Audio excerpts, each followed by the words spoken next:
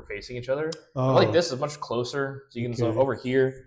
This is where people will be talking. Okay. So like I know Quico likes to watch these and right. pop in. Yeah, I can just see him now.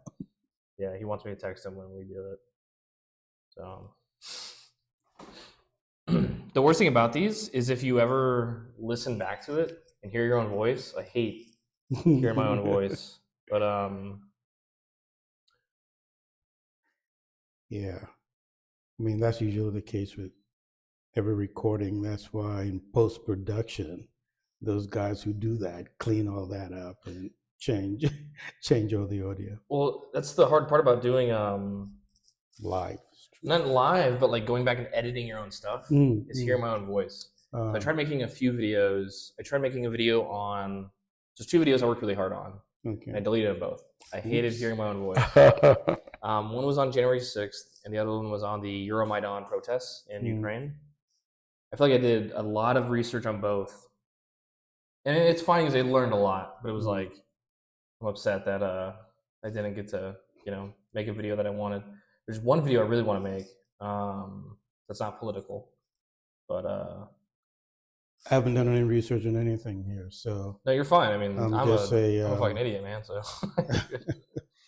Empty barrel, what's the other term? Oh, empty barrel makes the most noise. Yeah. Empty barrels make the most noise. I remember hearing that in school, and it took me forever. Like, what are they talking about? I'm gonna keep talking until I figure it out. So yeah, this was the last one we did. Is a picture that Guido got of me.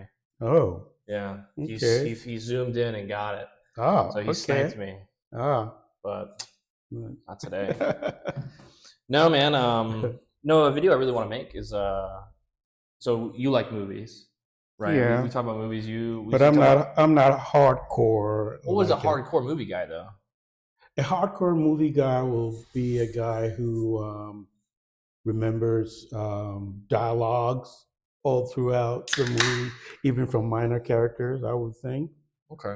And like take Star Wars, for example. I know people who know every single release in the package, including how they all tie in, the years they were released, and where they should actually be in the sequence. And yeah, so there's a name for that. Virgins. Virgins. That's what they spend all their time doing. Yeah. No, I like movies. Well, we talked about Black Dynamite. You've seen that? That's a great movie. Yeah. I love the actor Jai White. Yeah. Jai White. The martial arts guy. Yeah, he's like a lifelong. He's been busy for a while. I know, like he's getting. It sucks that he's getting older because I feel like he has so much to offer as like a actor, as like a martial artist, and it's just like did not get the same appreciation as like a lot of people did. Yeah. I love Jai White. But anyway, what I was gonna say is there's a video I really want to make. It's on my favorite movie. I think it's the best movie ever made. It's Kill Bill Volume 1. Oh, really? I think it's such a great movie. I think it's a love letter to movies. Interesting. So that means I have to go back now. Have you seen the movie? Yeah. Okay. Yeah, years ago when it first came out. Yeah. Was that in the? In the late 80s, early 90s? That was like 2002. No. Yeah, dude. Kill Bill Volume 1. It's like 2002. It's got to be. Maybe 2003. Okay, I must be getting it mixed up with something. We got a computer right here. We have the power of the internet, man. We got to. Oh, was it just Kill Bill Volume 1. Oh, for some reason 2003. Yeah, man. Wow. Man, hey, look, from the hip. Oh, yeah, you see? I know that's what you get with me. For me, I have my 2 best movies, and I can go back and watch them. What are those movies? The Usual Suspects. Okay. Number 1. Big Spacey fan. Yeah. Usual Suspects, and then Johnny Mnemonic. Really? With Keanu Reeves? Wow. I haven't seen that movie since I was a kid, man. No, I love the theme. I love the script. So you like the whole like cyberpunk sort of stuff? Yeah, cyberpunk, sci-fi.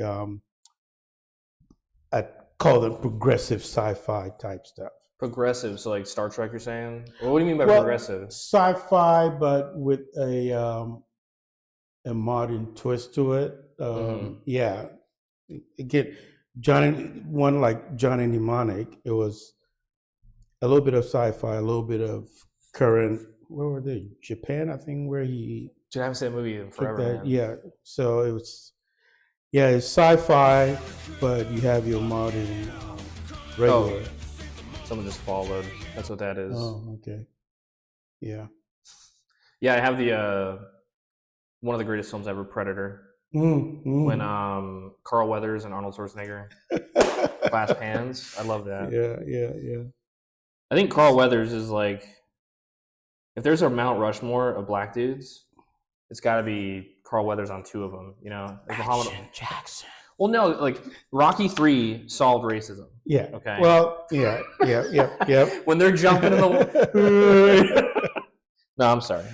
Yeah, but I liked him, and I wish they had made like a series out of Action Jackson.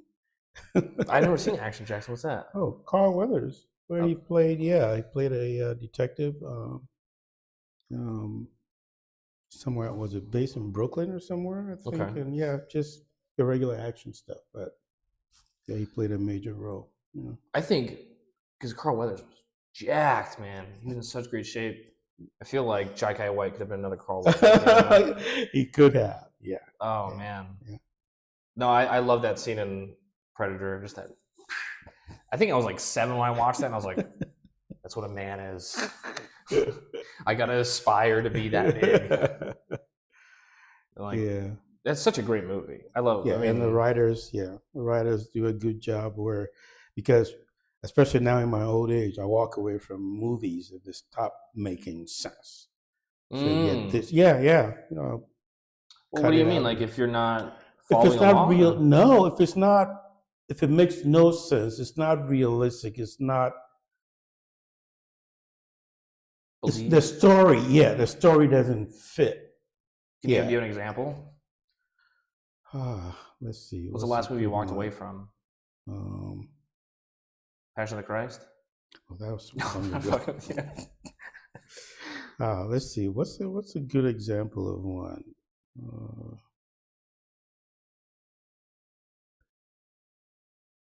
For example, the hero in the movie, and I'm not talking about just action-packed movie. I mean, action movies, it doesn't have to follow. It doesn't have to make sense. But if there's a little bit more drama, and it becomes disjointed, how do you get there from here, where he's starting out not knowing anything about protagonist, all of a sudden he knows everything, and he's beating everybody up, and so wonder about stuff like that. Do you have a movie you're thinking of in particular, or nothing comes to mind right now, but and it happens a lot now, especially with the whole Netflix phenomenon, where all these movies get pumped out and episodes and seasons, and so I guess they try to fill it with content and things that don't make sense. They just throw it out there just to have a completed episode. Yeah, it's no Babylon 5, you know. Yeah. Yeah, yeah. I think Babylon 5 is like one of the few shows I know of where they had like the beginning and the end plan. They even started it. They're like, this is what this show is going to be. Whereas like a lot of shows, they start it and they don't know where it's going to end up. Yeah, exactly. They're by the seat of their pants. They keep rewriting and changing the scripts. Which is, you can't have a satisfying conclusion if you didn't bake it into the beginning in some way. Where it was, yeah. And that's one reason why I like, it's a relatively old series, but The Wire, for example. Yeah, dude. The Wire made sense all throughout. The Wire it was real. One of the, if not the best show, it's one of the best shows. Top 10. Yeah. Well, I'm a big Sopranos fan. Ah, I like The Sopranos. I just started watching it. Have you never watched it before? No, when it was on, I didn't pay Oh, much attention to it. that And was all of a sudden, just on the last trip, December, Mhm. my wife and daughter are big on that. Yeah. And so they started watching it again. They had watched it way back when it was out on HBO and all that ages Yeah. ago. And I said, no, I've never. I mean, I walk past, I see you guys watch episodes, but I never actually sat and watched it. I love that show. So that's my goal now. How far along are you in it? I'm not. I'm nowhere. Oh, they you just haven't even started it. Yeah, yeah. Okay. No, I just started watching season 1, episode 1. Again, the very, very beginning. Yeah. Yeah, when he's Did you watch the full episode? No, no. Okay. Oh, man, dude, I want to talk to you about this. Talk. Well, no, I can't. See, I don't want to spoil anything. Hey, you're looking at a guy who can watch a movie 10 times over and still enjoy it. Yeah, but if I treat it like if you like remember what I music. say first when you watch it, I've already ruined it for you 10 times. Then No. Yeah, man. No, Hey, doesn't ruin it for me. I'm looking out for you. No, I appreciate it. I like the themes of the show. Yeah. I like that there's a lot of great characters in the show that like grapple with kind of it's funny because it's a mob show, so there's a bit of fantasy to it, right? But it, like baked in, like there is just this like they are people. Yeah. And Yeah. you know, even though they're Italian. Hey, don't talk about my Italians like that. I love Italians. Yeah, and he and his wife keep going at it. It's starting from the very first episode. Oh yeah. So, Yeah, he's so my plan is cheating to watch, on her. It's my plan is to watch the whole thing. It's great, man. She's fantastic. The woman, Eddie Falco is her name. Mm-hmm. She's amazing. Yeah. James Gandolfini, the late great James Gandolfini. He passed away shortly after Sopranos finished. Mm-hmm. And all the other supporting actors, they were all good. They just went and dug out all these old Italian actors. Well, they came in and played real things. So there's a guy. He plays the owner of a strip club. Okay. It's Eddie Van Zandt. Steven Van Zandt. Steven Van Zandt. Yeah. Which is crazy because you're like, whoa, you know. At least for me, like when I found that out, because I would listen to some of those albums, and then like I found out later that it was him. I was like, that's crazy. And you know, I see like a thumbnail, like he's still doing concerts to this day. You know. Okay. And just old, just a little guinea, you know. But no, they're great. They're a great show, great actors. They made a movie that was supposed to be like a prequel, and it sucked. Like, do you know? Never even tried that. Dude, it's like a star-studded cast. Like that really sucks about it, and it's awful. But no, Sopranos. Did you watch Game of Thrones? Oh yeah. Mm-hmm. I love all 4 seasons. Yep. I loved it from when Jason Momoa came on. I was just for me. Oh, that's right. That's how we got to start. Yeah. That's where I first saw him in anything major. Yeah. Yeah, because he was. I think before that he played Conan. They did a Conan remake. Okay. That was one I walked away from. Okay. So I can't tell you match what for Arnold, huh? Yeah. I was like, can't beat Arnold, you know. Yeah. But Jason Momoa, he's in Game of Thrones, and he is just menacing. Yeah. No, he's great in that. No, I love Game of Thrones. I hate the ending. I think it really started dipping quality around season 5. But I mean, also I liked the books. So. Oh, see, I haven't. That's one thing. That's one thing I'll get back into when I retire. Reading. So are you retiring now? Stuff. I'm kind of planning it. I mean, I could have retired, done an early retirement. Yeah, like 3 years ago. But so I'm flexible. I mean, I'm not in a big rush to do anything. But okay. But for me, retirement is only 9 to 5. I retire from a regular job. I'll still do stuff to keep me busy. Like what are your hobbies? Like what do you do to keep busy? You said reading. Yeah, go back and catch up on all my reading simple, silly books like Catcher in the Rye, all those classics that somehow, I never did finish or never did get into. And my wife and I read a book recently together. called Green Eggs and Ham. Great. Mm. No, Great title. it's a book called Tender is the Flesh. It's an Argentinian book, or Argentine book. I don't know how you would say someone from Argentina. But it's a book about if there's like a disease that gets through, it's like super zoological and affects every animal on Earth except humans. And makes it to where if we eat animals, it's toxic to us. And because like the meat industry is so massive, we start breeding humans for consumption. Oh, I see where Argentina comes in. So it's a full cannibalistic society. Oh man! And the main character, he's like a vice president at like a meat packing facility. And so they go through the whole like kit and caboodle of. I was reading the book. I'm like, oh, a vegan wrote this because it's trying to show like what we do to animals, but like if it was people, it'd be different, you know. And so it's like okay, and it was good until the end of the book is just like trying to shock you, like isn't this shocking? And I was like, oh, okay, but it's okay. It's an old English movie with a similar theme, not the whole movie, but about a Modest Proposal. No, where they process human flesh because they were at that point. Soylent Green. Yeah. Okay, yeah. Well, that was they didn't know it was human flesh. In the end, but in this they know. Everyone knows. Oh, okay. So it's like the different rule. It was kind of interesting how they like structured society. And it was funny because like the book goes through like a whole bunch of like hysteria during like a pandemic. Okay. It's written right before COVID. Oh no. And so like there's a whole thing about people walk outside with umbrellas all times because they feel like a bird can attack them, like a disease. So everyone's like holding an umbrella, and then like the main character is like, I don't have an umbrella. And it's just so funny reading it, like, dude, it's like the people that are like, I don't need to wear a mask. Yeah. You know, like that sort of like defiance. Or just like no injections for me. Yeah. Pure bloods. Yeah. For Kill Bill though, to me, I can talk about Kill Bill all day. Wow. I love this movie. Back and watch that. What's that? I said I really need to go back and. So, are you familiar with Akira Kurosawa? I've heard the name. Yeah. So the movie Seven Samurai.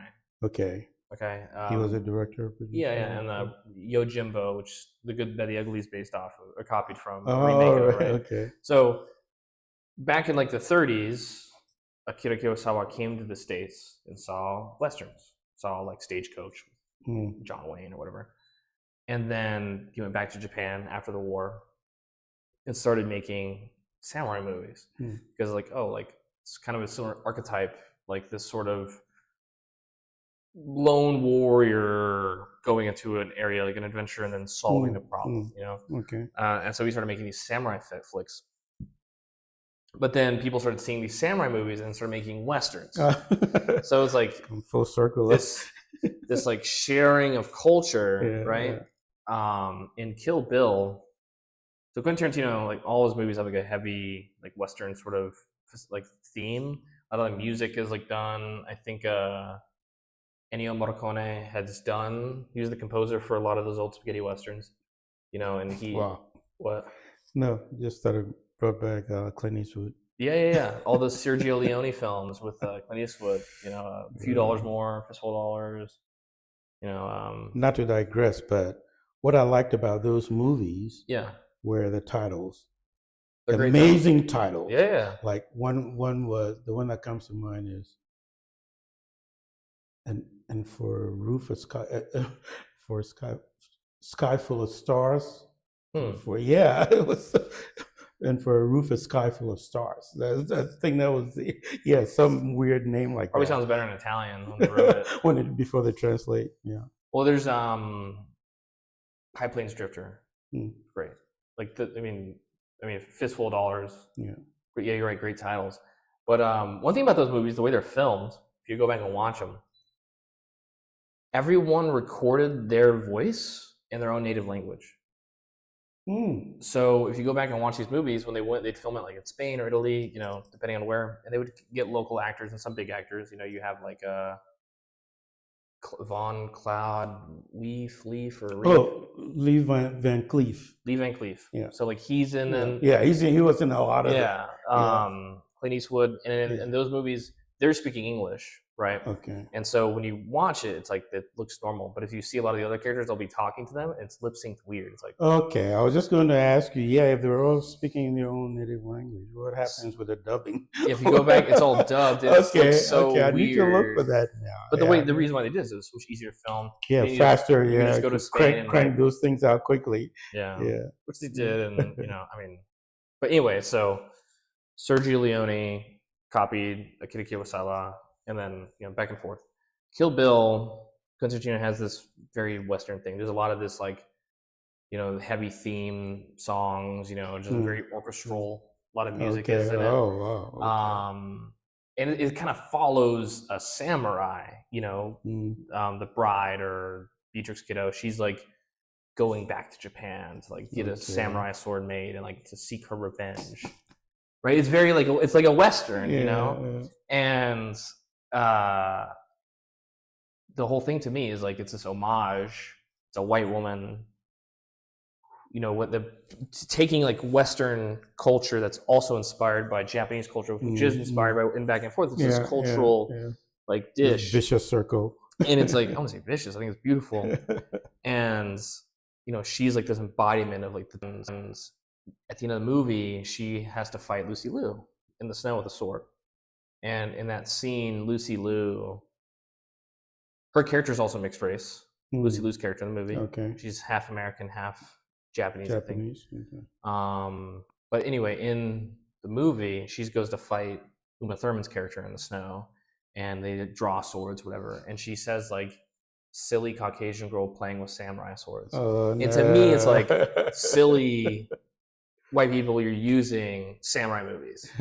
You took our movies. Okay. But then like they have respect for each other before the battle is over, and so then it gets resolved. She wins, but it's like there's this like mutual respect at the end of it of like, hey, it's good, it's okay, like this is great. And like I mean I love Westerns, and so like for me it's just like this beautiful sort of like, I think it's Quentin Tarantino's love letter to samurai films, and like acknowledging his inspirations, the impact, inspiration. And I don't know, I love that movie.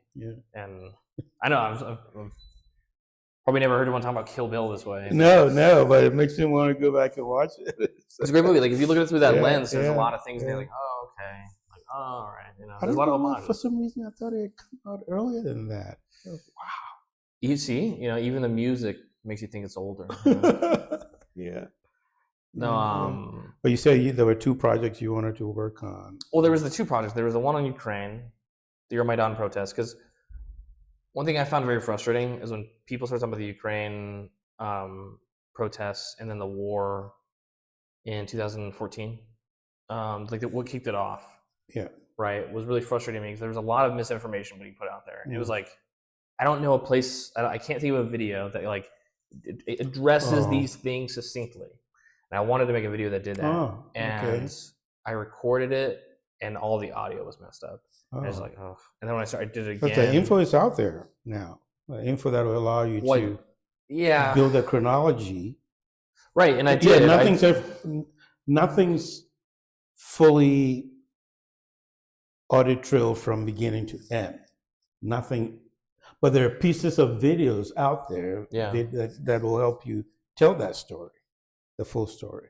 Like, for example, a big missing piece that a lot of people don't talk about was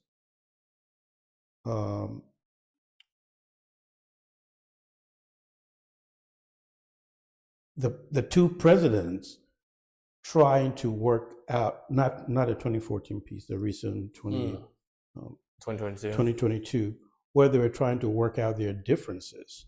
And next thing you know, Prime Minister of the UK goes in there and tells them, no peace agreement.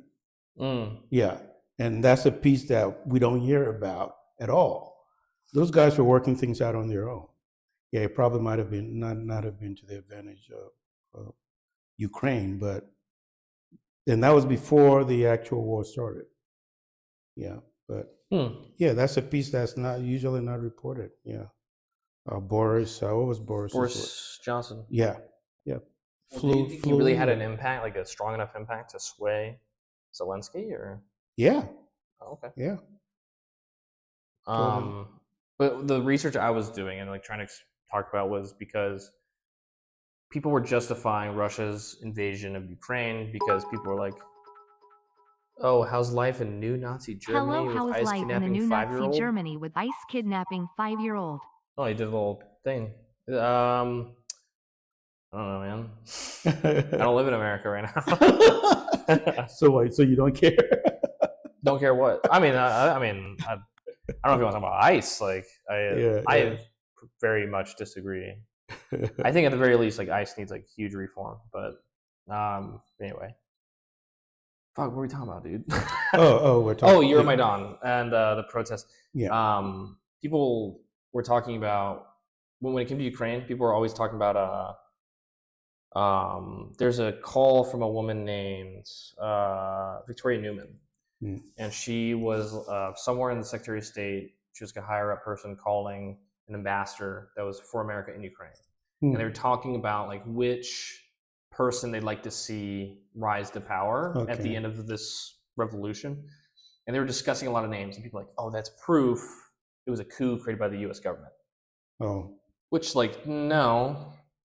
Because just because you're talking about like which would be more beneficial doesn't mean like there's no evidence other than that of like that there was a coup orchestrated by the United States. Also, it was like an organic coup across the entire country. There was like there's like 33 different states in Ukraine, and like all of them were attacked by like the local population. So it's like, okay, that's not really, and like nobody forced the Ukrainian government to start shooting protesters and all that. So it was like to say that it was like a U.S. coup is like, I feel very disingenuous to the Ukrainian people, and also just like a weird rewriting of history. So how do you think the president before Zelensky, the pro-Russian president, how do you think they got rid of him? Man, what's his name? I'm drawing a blank on his name now. That's why. Novchenko? No. Yeah. Novichenko. Not Novchenko. No. I might even have my notes over here somewhere in this computer. But Yeah. I mean, I think with that's what people were pissed about was because he had promised a more EU-friendly agenda, but then in the last minute backed out and wanted to be more closer to Russia. You know, that's why people did the Euromaidan protests and kicked off those months and months of protesting, ending with a revolution. I mean, I don't know. I didn't know the guy. I mean, I'd drink with anybody, I guess. You know. Why? Do you have a strong opinion about the dude? About him? Yeah, about him. No, I mean he's not. He's nowhere in the picture now. Yeah, he's probably chilling in Russia. Yeah, no, that's where he is. Yeah, that's exactly crazy how like everyone that I hate is chilling in Russia. It's all parking. Yeah. No, I mean that's where they took him when they knew that he had lost power, because the Russians supported him because of all his policies, pro-Russian policies. Yeah. So that's where he wound up. Yeah. With Ukraine, that was like a very strange time, because I remember during that time I was in the Marine Corps and I had soldiers that were from Russia, and they like painted it a whole different way. Like I was really pro-Russia at the time, and it wasn't until I'll say like 2 or 3 years later I started learning more about it and like trying to figure stuff out, like how the war was like kept going on, and like people think like the war started in like 2022. Like it's been going on since 2014. You know, in the Donbass. Yeah, but 2014 when he came back home from the Winter Olympics and took over Crimea. Yeah, he just rolled in. Yeah, and everyone was distracted, and so that's why. And I think that's why he thought was going to happen in 2022 also. Sorry, my dogs, they really want to come in and say hi. Come on in, pups.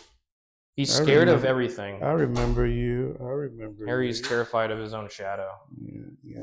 He's a good boy. Shady girl. Yeah. Shady Sadie. She bullies him all the time. Oh, really? Yeah, she's a total bitch, dude. She loves you. Hey. The camera down so they can see her. Always a good girl. Harry's He's a good boy. I love you too, but no kissing. Do you have any dogs? Hmm? Do you have any dogs? No. Cats? No. Pets at all? No. Okay, damn, dude. Remember, I'm always on the move. Well, so you can have a cat, dude. You can have a gerbil. I don't know. No. Fucking rat. But in my old age, Yeah. I grew up with pets, lots of pets, exotic pets, because my dad collected animals. Exotic pets, like how exotic are we talking about? Joke Chimps, monkeys, That's and terrifying. all kinds. My dad at one point had a baby alligator that it grew so big he had to give it to the universe. Yeah, so I grew up with pets, different pets. Yeah. But in my old age, and maybe I'm over analyzing things, but I don't like pets in the house with me.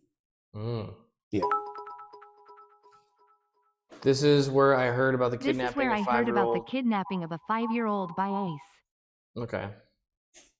Did And I you really hear want about to it? watch that video. I saw something about it. Okay. From what I understand, like the ICE was coming to arrest a guy, and He left his child outdoors. he left his child outside. That's what I heard too on public radio. And People were like, oh, ICE used him as a bait, took him back to the house to try to get the illegal. Wait, they took the dad kid out. back to the house? Yeah, that's the story I heard. Oh. Again, I don't know what the full detail is. Yeah, because I didn't look into it at all. I was like, Yeah. okay, like, is this where one side is like Yeah, blowing out? Well, they took him something back to incredible? try and get the dad to come out.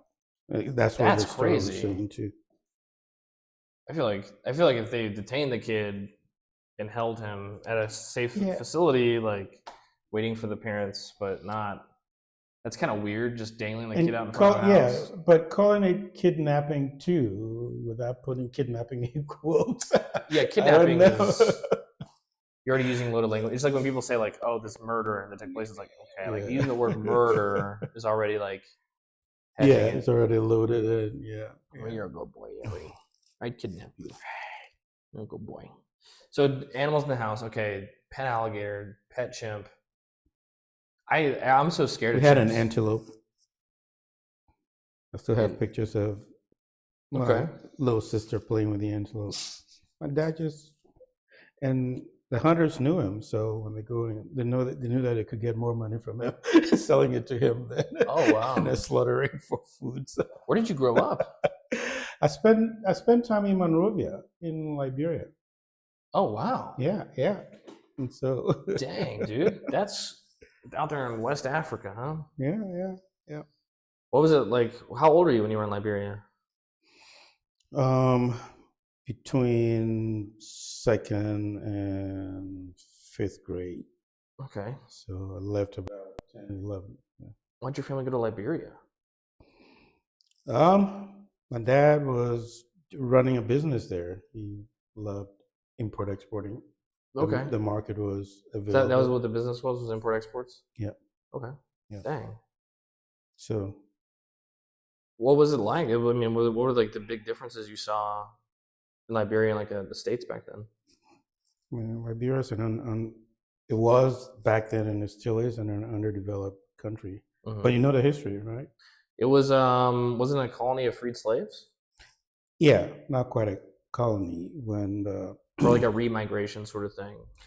yeah, we had Oh, it's we now. You're not American? yeah, I'm an American. The American hat is on now. We established, Congress helped support a group called the American Colonization Society, Okay. and their goal was all free slaves who wanted to go back to Africa, they would help them go back. Mm-hmm. So it's a double-edged kind of a Yeah. It's kind of like a. yeah. We think if you stay here, there'll be trouble. So we'll find a way for you to go. But so anyway, they were like. Well, that was considered like the more moral option at the time because like people didn't feel, from my understanding, there was like a lot of disagreement of like if when blacks would be freed, if there would be like tension in the States, like if they could never fully integrate. Yeah. There'd just be so much tension that it would just be a disaster. Like I think Lincoln was even like in favor of remigration. Yeah. And so that's how Liberia was established. There were about 6 shiploads of people who went back and established a country. And so they've always had that tie back to the States. But So yeah, it was the only. Although Ethiopia claims that also now, but Liberia was the only country never colonized in that whole continent. Ethiopia. Yeah, but because they fought the Italians. I mean, exactly, the yeah. Italians were there, but nobody was ever in Liberia. So to me, Liberia holds that distinction. But yep. So like, is that someplace you would want to go back to? You said it's underdeveloped. Like, Yeah, I mean it's a developing country. I mean they've always been tied closely to the U.S. economy. Like the U.S. dollar is the currency there, or was, at least when I was they growing speak up. English there mostly, or Yeah, they speak English, but there's also a a lot of French, I'm guessing. no. They're surrounded by French countries, but That's what I would imagine because of that. yeah, people come in, but French is not considered an official language there. No, but they're surrounded by Guinea on one side, Cote d'Ivoire, the Ivory Coast on the other, and yeah, so all in that area. Yeah, I've never been to West Africa, only Northern Africa, Morocco, Libya, Okay. Egypt, Okay. and then the Horn down in Djibouti, Somalia. Oh, okay. But Yeah, I spent some time when I was with CENTCOM up in Egypt, Sinai area, Task Force Sinai. okay, what year? 2016. That was recent. Oh yeah. Oh, okay. Yeah. I was in Libya in 2016. Oh really? Okay. Yeah. Okay. Yeah, I was there. I did, Morocco and then too. I did the exact opposite from Sinai, which was relatively austere and not too much going on. Wound up in Sharm el Sheikh, down on the bottom near still in Egypt, the resort area where most of these conferences go on. Was ISIS like a problem for you guys? That was like a big thing when we were in Egypt during that time. Was No, like when I was in Egypt, it was actually internal things going on. The freedom fighters up north fighting the government. So ISIS hadn't entered that picture at all. We were always told, like a lot of our briefings going through like the Suez Canal was like, okay, like we need to watch out, like there's ISIS threats, da da da da. The Egyptian government would like escort us through the Suez, which was really cool. Yeah. But yeah, Egypt. So you're there in 2016. So that's way after. What was it called? The Arab Spring. Oh, Arab Spring. Yeah, that was what, 2008, 2009. Yeah, it was around 2009. Yeah, because by then the new, former military guy who had become the president. I'm drawing a blank on his name now. Yeah, he had just established himself as the president there, and I remember that because there were just billboards all over the place with. Isn't it crazy? 2009 Arab Spring was like a huge wake-up call for a lot of people, being like, social media is this great tool to get people together, to radicalize them, like get a movement, have an ideological push, topple a government even. And then fast forward now, everyone's like, social media is like destroying the world. It's just what 20 years or 10 years will do. It was a Kremlin-run company.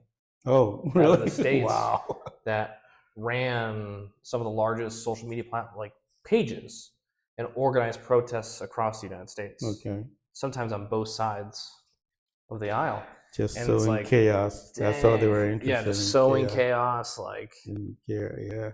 Social media and how it was like a tool for something. Then got weaponized. Of course it did. Everything's weaponized, but it's kind of cool. Like looking back in history of like how rapidly it's changed. Things happen fast. Yeah. Short time. Look where we are now. What year were you born?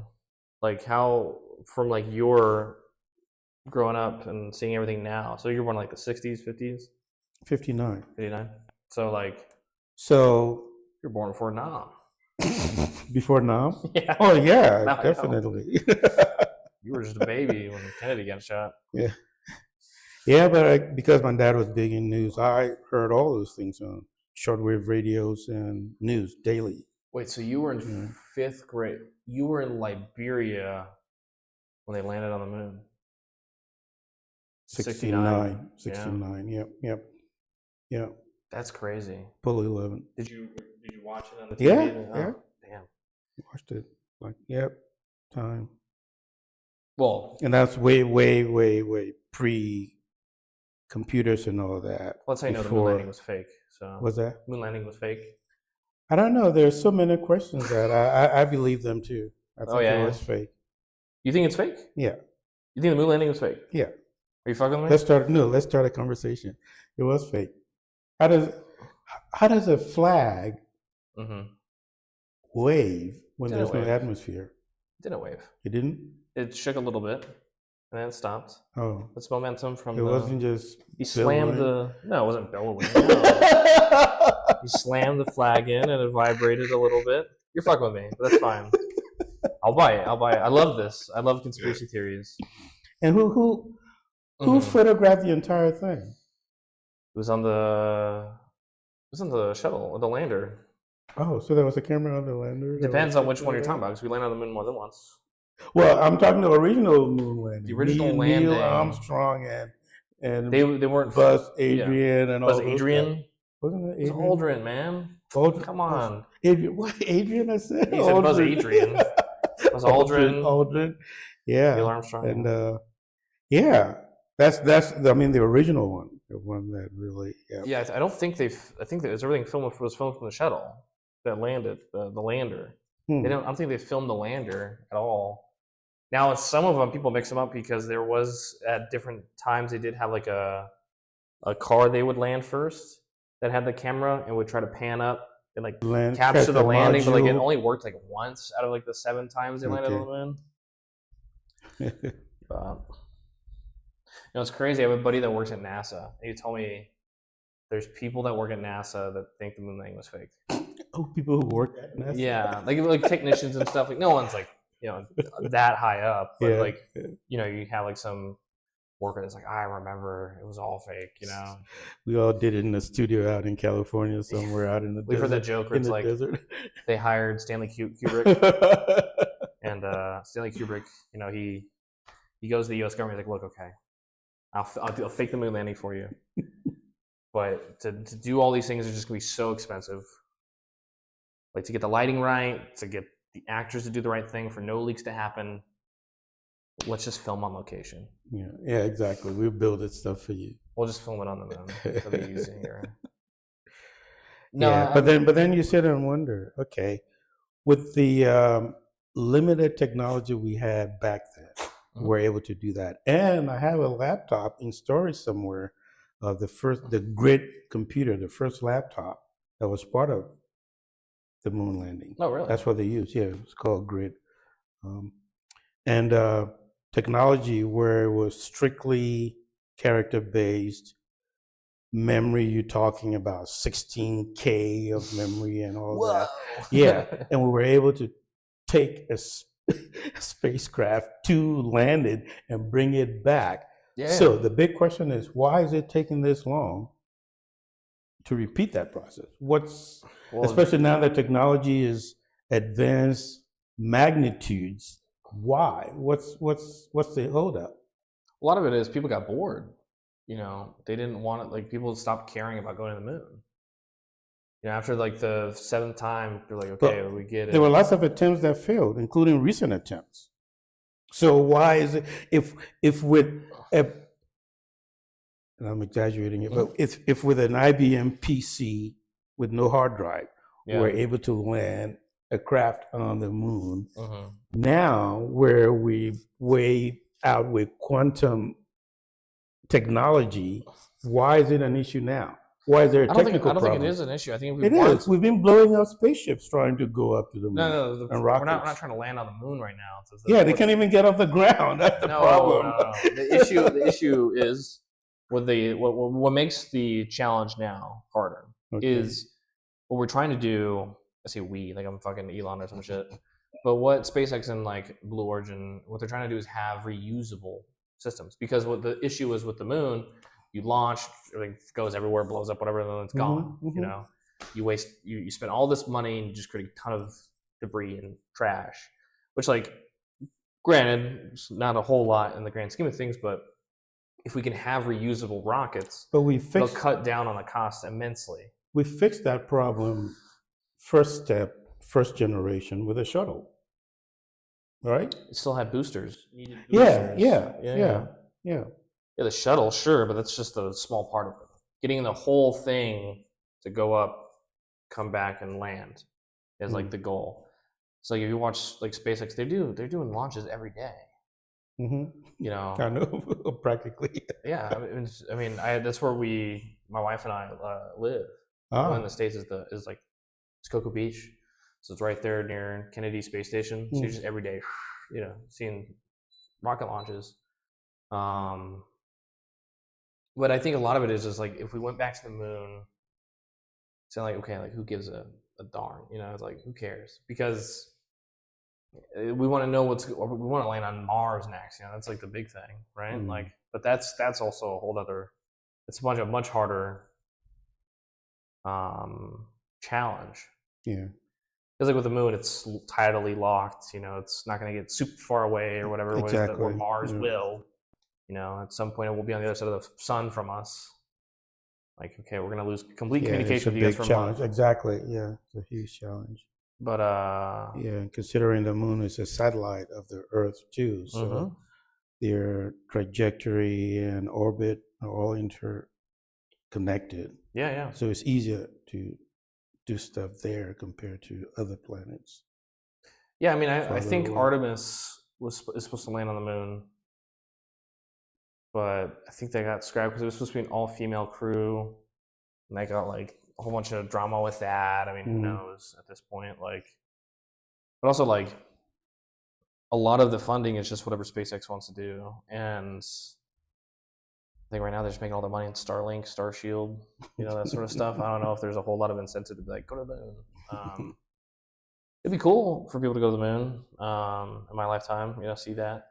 Yeah, but they don't know this for a fact. But one of the things they hope is that we can start drilling, and hopefully there are minerals that will pay for those kinds of explorations. And yeah, there's so it's not just going to the moon to visit, but it's to or other like see what planetary bodies or you know moons off of like Saturn. You know, I'm sorry, did I just touch you? Nope. My foot there? Nope. Okay, good. I thought I did. If I did, don't get too excited. All right. Why not? No, I mean this was my first major actually in college was aerospace technology. Oh. I hated it. Oh wow. I hated it. I was not interested in it at all. It was a program in Eastern Florida State College with like NASA and all that. So like all my friends that I went to school with, they're all at SpaceX. Oh, wound up in yeah, they're all great dudes, really smart. But yeah, it was not. But I learned a lot, you know, like the Van Allen belt and like a lot of these weird terms and like a lot of the science behind it, a lot of the political issues at the time, and even now, you know, like people not knowing that like the space race wasn't really the United States versus Russia. The Soviet Union was more like the Nazis versus the Nazis. You know, like we had some Nazis. Soviets had some Nazis, and they were just racing each other. Yeah, exactly. Because like Wernher von Braun was like the founder of NASA, and he was a Nazi. You know, he ran a concentration camp. At the end of the war, all we just did, and both sides, you're absolutely right, went in and scooped up all those German engineers who were designing and creating all these fusion-based technologies. Well, boosters, you know, like the V1, V2 rockets. Yeah. You know, like it's funny. We were reading a book because my son's really into space, so we're reading a lot of like space stuff. And one of the books we were reading was like talking about the like origins of rockets. And at first it was like gunpowder in ancient China. Okay. Not ancient China, in like medieval China, whatever. And then it's like the V1, V2 rockets, World War II. And like that's it. Like they don't go into like between the like showing the link of like that to NASA or anything. It was like okay. It would be kind of hard to explain to myself like what a Nazi is, you know. But the Yeah, he loves those books. I mean, they're all great. Reading that stuff. I'm hoping they're picture books too, that they're Yeah, of giving lots of course. graphics and not hardcore No. It's science. all kids' science books. Okay. Every night we lay down and read them. Oh, okay. It's nice. Trying to instill that, Very interesting. thirst for knowledge. Yeah. And that's what I think about when it goes to like talk about kids and like school. People talk about private school versus public school. Like why private school has such better outcomes than public school. And I think the reason is because I don't think it has anything to do with the money. I don't think it has anything to do with the funding. I think it has everything to do with the culture of the parents. I think if you're a parent putting a kid in private school, as a parent, you're already predisposing to a person that's going to be invested in their children's education, right? I think having just that, you're already selecting for like a super. You're hard selecting for a group of people that are going to be more successful in school, because like private school teachers are not paid much more, if not less, than public school teachers. Yeah, depending on the state, some are even paid less. But time and time again, you just see these like better results, and I think that's what it is. I think it's just parents being involved. That's my theory, anyway. Well, that's a good theory, but I think I would adjust your premise a little bit, because I grew up in a part of the country where a lot of public schools were excelling. All the Ivy League schools were filled with kids from public schools. Yeah, Loudoun County in Virginia, and maybe because it's a rich county, so it's Loudoun County and Fairfax County. Those two have switched back and forth, number one and number two, as far as per capita in the entire country for the past. Well, I don't know, recently 5 years, but prior to that, the previous 15 years, they've always been number one and number two. Okay. So maybe that's where the dollars tie in, because public schools in those areas. I mean, we had a public school in Northern Virginia, and that was a STEM school and a high tech. They had a first supercomputer in that region. Yeah. Okay. Yeah. So there were public schools, maybe in name only, but curriculum, parents' involvement, because the PTAs, PTOs were highly involved in what was going on with the kids in schools. Yeah. Okay. Yeah. I mean, of course, I think money plays a factor. I'm just saying. Get the resources. Yeah. I mean, of course. I mean, what do you think? Yeah. What do you think, Sadie? Oh, she's such a good girl. And here, you're a good boy. Yeah. It's so funny whenever people come, there's like glued to them for attention. Oh, good boy. But one thing of course, I think that there should be more resources given to schools. Yeah. Only thing I'm against is kids having food. I just don't want kids to eat. I hate them. Let them starve. Let them starve. Let them eat cake. Let them work in the mines and to pay for their lunch. No, that's crazy. That's fucking nuts that people are like against school lunches. I don't know. I don't get that either. I don't get it. Like, out of the one thing, like, because I'm the more I get older, the harder it is to say I'm conservative. But I do have a lot of conservative values. Yeah. I'm very much big on like the Second Amendment. I love, even though getting into the history of the Second Amendment, it's not really pertaining to people or states, but whatever. I like the idea of people having a means to defend themselves from a tyrannical government. Big on freedom of speech. I think that our system, or what our founding fathers envisioned, is like a very good system, and it has a lot of issues, but is malleable enough to adapt to change. And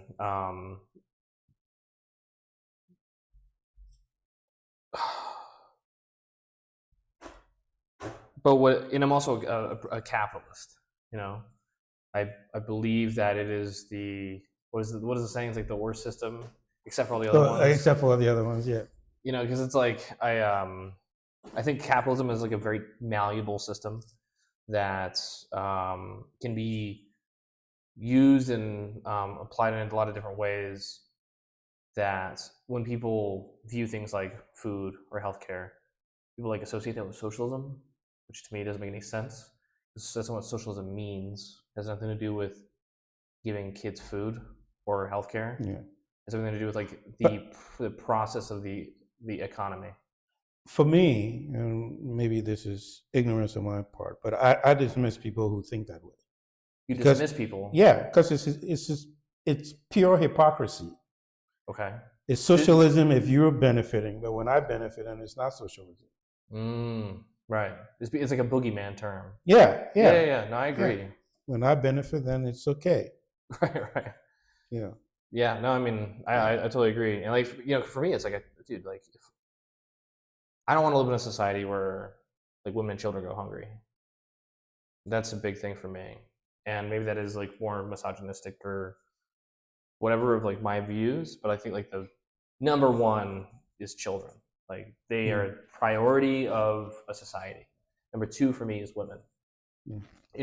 Mothers, single, it doesn't matter to me. I just think as a social group, women, and then the elderly, and then I think men at the very bottom. In terms of why do you order them that way?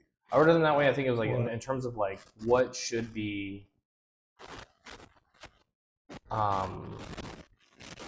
prioritized in a society. I think of what breeds a healthy society is those things. I think men are the most expendable in a society, or a healthy society. Not saying that's how it should be. I'm not saying like, oh, men should die or whatever. I think war's an awful thing. But I'm saying in terms of like having a productive society, I think we need to have that ranking and order. Not to say like we can forget men, but like if I had to choose like who gets the sandwich, Okay. men or an elderly, men are gonna be bottom of that list. Okay, from that perspective, yeah. Right.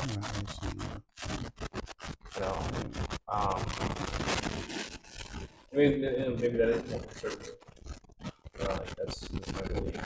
And when it comes to capitalism, charity and government programs have nothing to do with a mode of economics.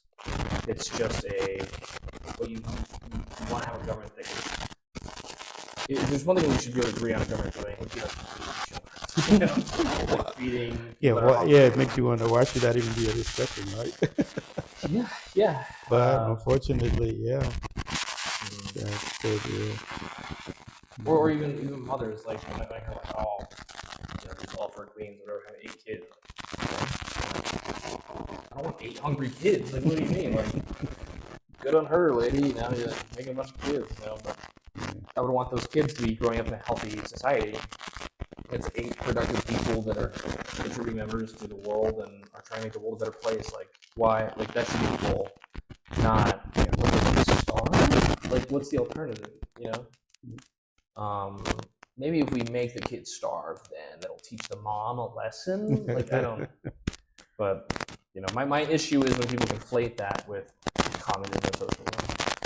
Whereas, like, I am heavily against communism and socialism, but I don't feel like a moral code on it. I think moralizing economics is, I don't think it's the right way to go. No one matters about, to a degree. Like if we lived in an economic system based on like the subjugation of the class of people, like chattel slavery, feudalism, something like that. Like, I think there's some moral issues that we have to fix. But in terms of like the moral question of like exploitation or equality, in terms of like finances and all that, like is that okay? I think at the end of the day, as long as we're like, you can be equally poor, it doesn't make you better than someone that is unequally full. Like our society is very unequal, but everyone's full. Like you'd rather live in that society than everyone's equally poor. But I think moralizing the systems can be the wrong way to go about it. If that makes sense. Yeah, no. See what you're saying. Where you look from the economics point of view, where we're dealing strictly with demand and supply on the capitalism side, and And those systems turn to be more political than economical, although they also feed into the economies, because socialism the basic definition is everything for everybody, right? But does that work in reality? Well, I think if you were to talk to a socialist, if you were to talk to 10 socialists, they'd tell you 10 different things. There's a No, lot but of us on the outside here, we confuse socialism and communism, for example. Socialism is just, again, spreading the wealth as equally as you can. Then you throw in the labor class into that too. Unlike when we do capitalism, it's the entrepreneurial, it's the owner of the businesses, not the workers of the businesses. right, yeah. Who should Socialism would benefit from the business. the workers And the owners plus- of the production. Yeah, That's their whole thing. Whereas like in capitalism, we have capital owners that can private ownership, investments, those things are what define capitalism, as opposed to the absence of that would be socialism. yeah. But our leaders throw those terms out there, and for me, I think they're red herring too, because no system is purely one or the other. Let's look at capitalism, for example. Right. There are all kinds of facets and segments that are socialism in our system. I don't think so. I think Yes, it is. In what way? Okay, let's take our highways, for example. Yeah, who pays for the highways? Our taxes, and then the government. The government, yeah. But again, it's not that in pure capitalism, it's you who have the ability or the resource who will benefit from that, whatever that asset is. Yeah.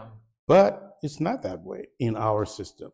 Well, to me, We like, cover. well, because socialism is a specific type of economic mode, and that is having it to where there is no capital ownership.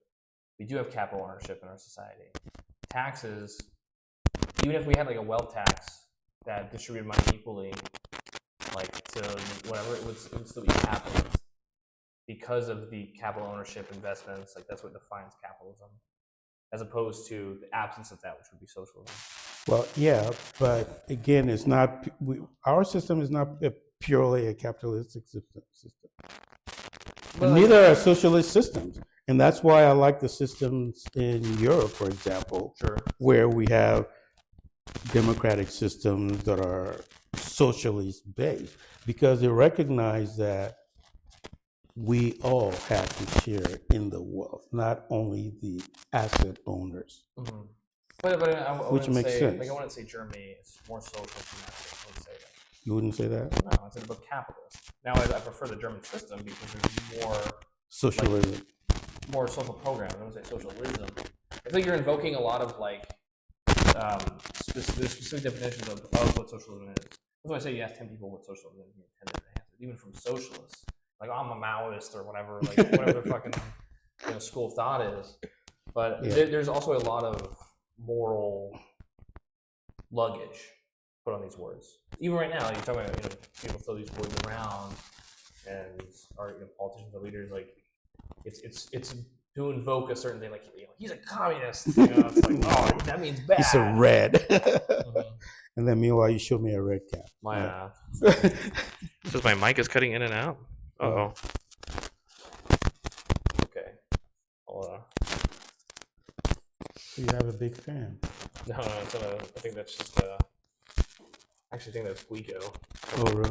He calls me Choi. I don't know why it's cutting out. That sucks. What about mine? Just. Okay. Just want to make sure. But yeah, there's a lot of baggage like with these terms, and that's why I acknowledge that. I'm not trying to get into that because I think it's a red herring, as you said. Like it doesn't matter, Mm-hmm. Like, I think like America is like the greatest country on earth. We can afford to feed kids. You know, like we're blowing up rockets. You said we're blowing up rockets. Dude. Oscars is perfect. Oscar is perfect. Oh, Yeah. thank you for that flattery. I'll take that any day. Yeah, there you go. You only got a few more weeks of it, all right? So you better live it up. No, yeah, I mean, so like I try not to moralize it too much, but I mean, I am a capitalist because, like, you know, I see how flexible it is. That in Europe, we have 30, 40 different systems. They're all capitalist. You know, whereas like, yeah, you know, you look at like socialism or communism, like how many. it's all a different version of something. Just a little lower in audio. Okay, well, it's fine. You know, so your mic is just more positioned at your mouth. Mine is, yeah, probably. That's mine's closer. Yeah, my Hawaiian shirt is not living up to your. You need a stiffer collar. I do. It's funny. So we bought these shirts. My wife, we all bought like a bunch of Hawaiian shirts. Bought one for my son too. About big mustaches. A few years ago, we did we went to a function for the unit as background. Okay. I just love the shirts though. They're nice. And we probably saw some of those fake mustaches around. It was a lot of fun. The whole shop went dressed as. Oh, okay. Yeah, it was a theme. But yeah, man. So yeah, capitalist. I wanted to ask you some things. You worked with FEMA, right? Yeah. From what years did you work with FEMA? Oh, let me see. FEMA was about 1991 through maybe 98, because I stayed on a FEMA project even after they got absorbed by DHS. Okay. So then I went all the way through. Yeah, I went all the way through 2008. With still at FEMA under DHS.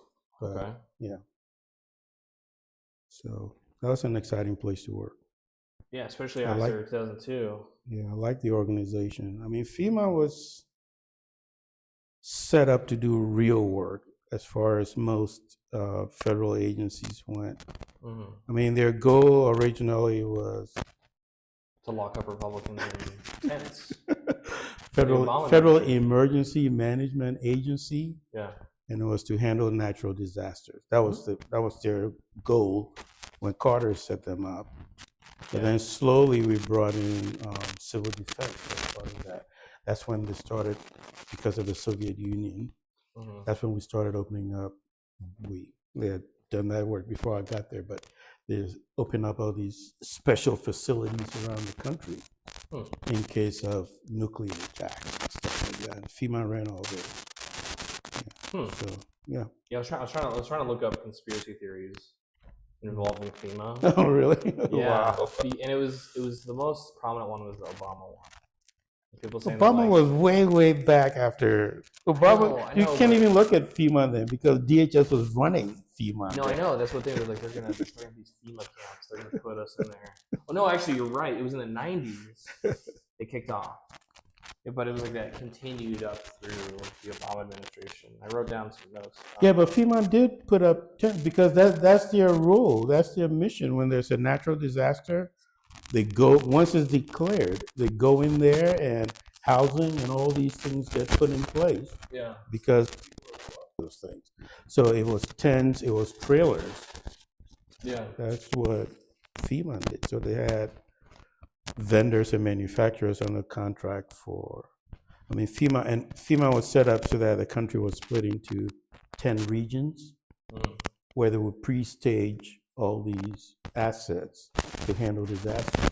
Oh, okay. Yeah, That makes sense because, like, you know, with like after hurricanes, already they're like there. Exactly. Yeah, nothing there works. FEMA comes in, and next thing you know, comms go up. And because all those things get torn isn't down. that evidence that like FEMA creates the hurricanes? Yeah. Yeah, like you're creating your job. Exactly. Yeah. Oh, that was one of your conspiracy theories. I wrote down a few. Not as funny. Now that I read them out, I'm like, oh my gosh, you know. Yeah. Because I was like, oh, you already said it. I was like, oh, FEMA was created under Jimmy Carter. What was he like? You were friends, right? Yeah. Carter, though, I think that's a good, kind of a decent man, kind of a decent sort of like thing. I mean, I don't more look back on him, but I tried being like the devil's advocate because I my dad hates him. Oh, yeah.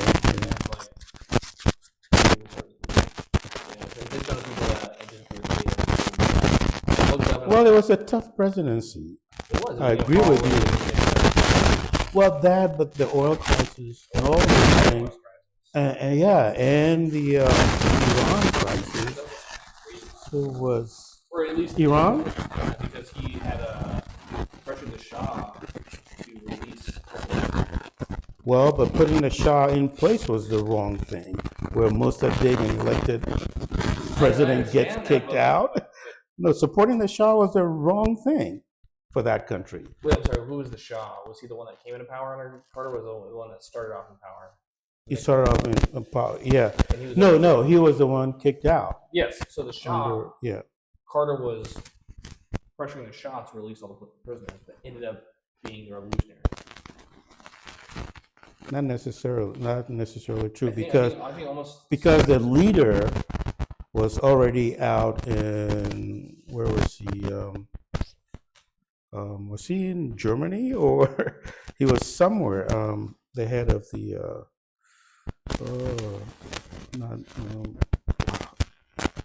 he led the revolution. The old guy with a white beard.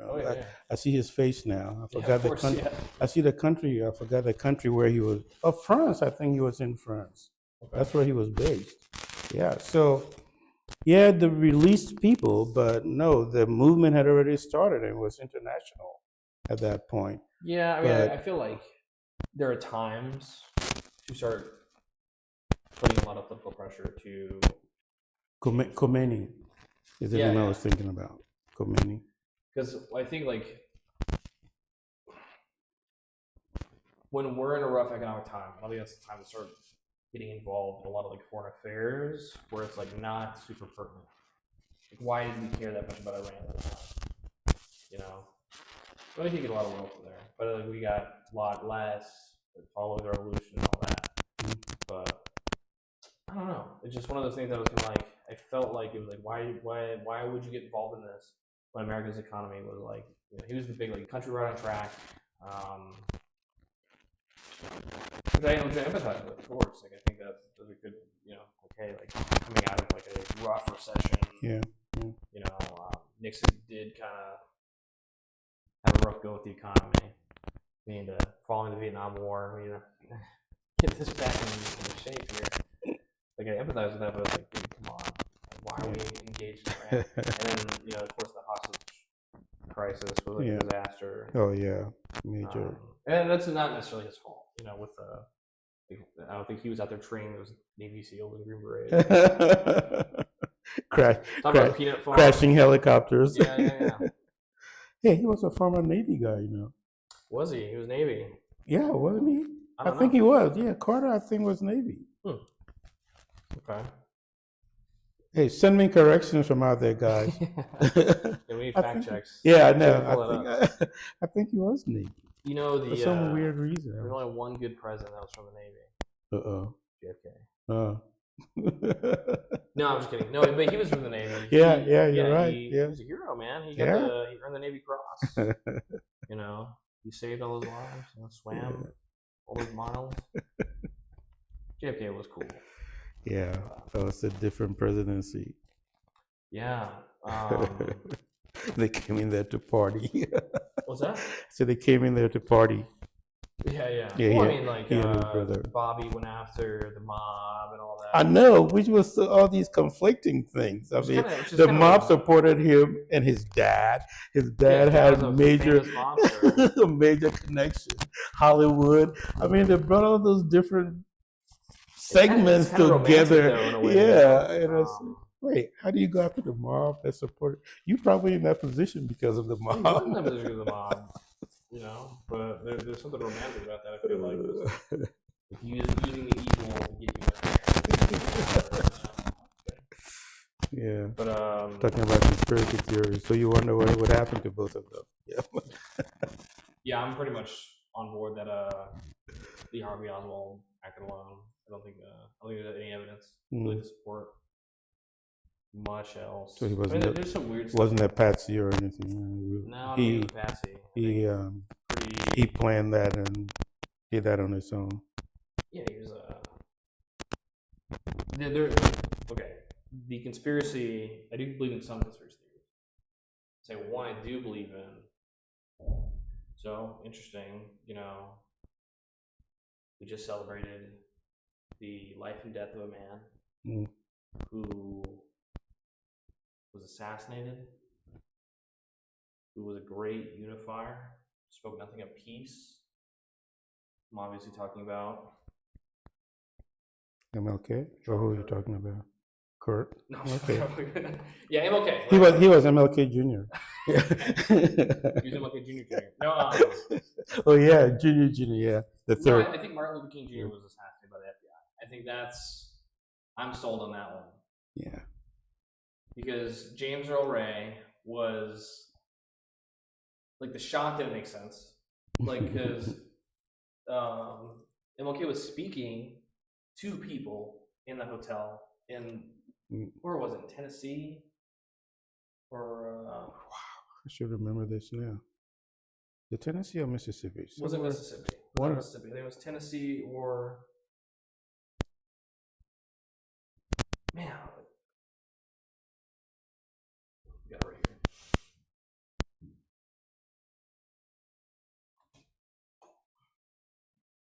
You see it right here. Assassinated. Memphis, Tennessee. Look at me. Hey. Memphis. Hey. Look at that, man. No, he was assassinated in Memphis, Tennessee. He was on the second. He was like a second floor balcony. Balcony. Yeah, speaking to two. Yeah. And then he got shot. The bullet was entered the lower part of his head. Came out the top part of his head. James Earl Ray's go directly across. Yeah. The courtyard, and there was a tree in the way.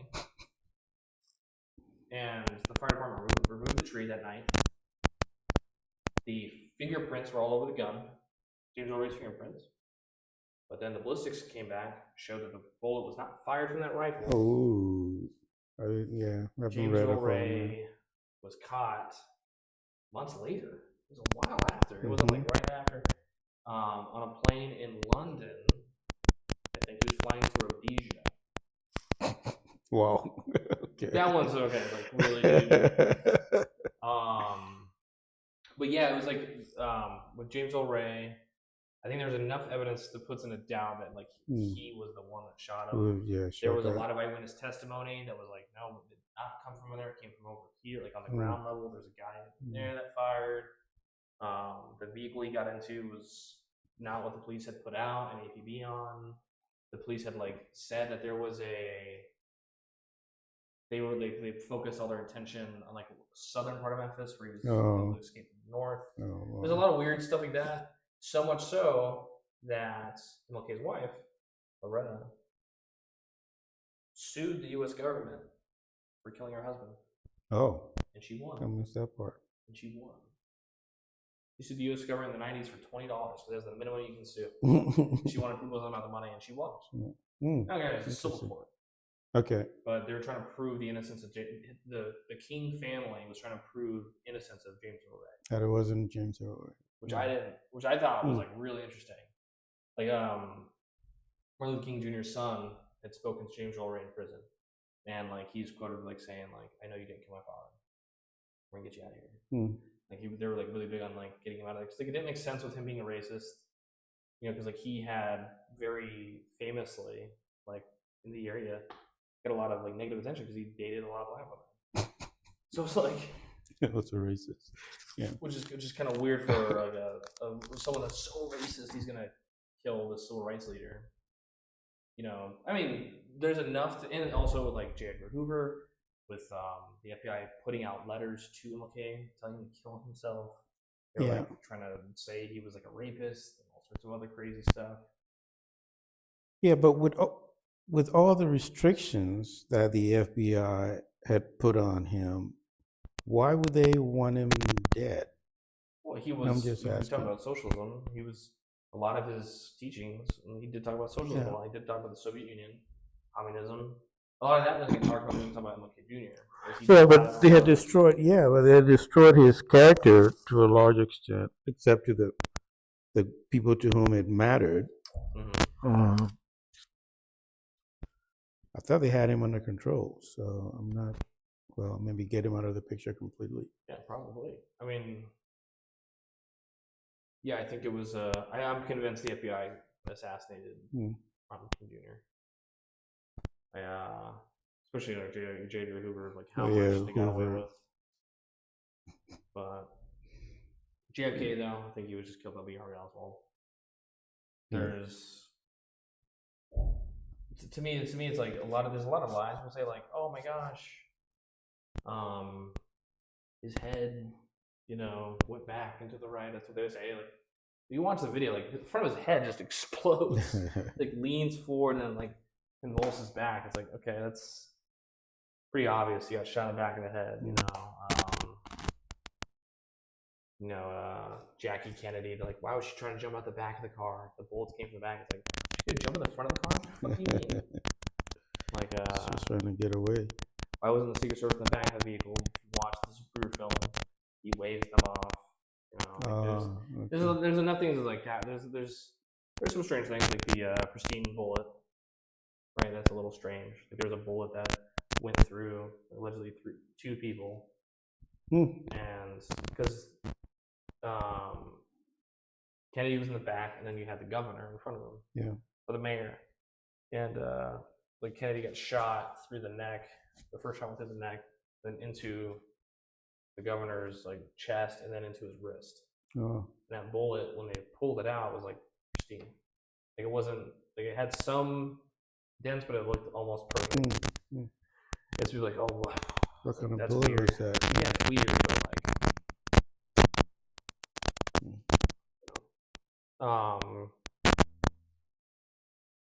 yeah, I don't know. With Bobby Kennedy, that's a bit different. I don't really know much about Sirhan. Yeah, Sirhan. Yeah. What was his? MK Ultra. That was the thing. No, MK Ultra, that's a conspiracy theory, especially when you start seeing some of the alleged victims of MK Ultra, like Ted Kaczynski. Oh, Ted? Mm-hmm. The Unabomber. Yeah. There's like evidence that maybe he was one of the initial. Oh, I never heard that. MK Ultra, and that's why he like fucking went crazy. Oh. There's not a whole lot of evidence to support it. It was like he was in the same college at the same time. Okay. Like, he had one of the professors that was part of it, but there's no like direct, like, yes, Mr. Kaczynski came in today and we filled him with LSD. And he screamed nightmare in his face. Like, it didn't happen. We want to see if you can speak to the Russians.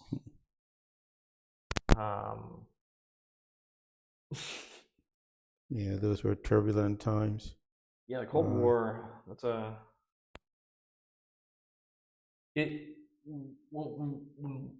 because I have a huge passion of like history and like learning and politics and stuff like that too. And it's like the decisions we made. Like, to me, like, history is like much more important to be viewed as like a story of like what led to what and like what makes sense. Yeah. From like World War II, actions of World War II, like why did we do certain things, preparing for the Cold War and so on and so forth? Because you have, pick a region, and it's just like Vietnam. Like, Vietnam was occupied by the Japanese in World War II. We start emboldening freedom fighters there, start arming Ho Chi Minh, and all of a sudden, 20 years later, now we're fighting them in the same country. It's just this story of like these things happening. And I don't know. It's just like this. The Cold War is just, there's so much that goes on. It's just global, with the U.S. and the Soviet Union. I'm just trying to fuck each other over. Well, yeah. With all these proxy wars that went on, it just I mean, Afghanistan. Yeah.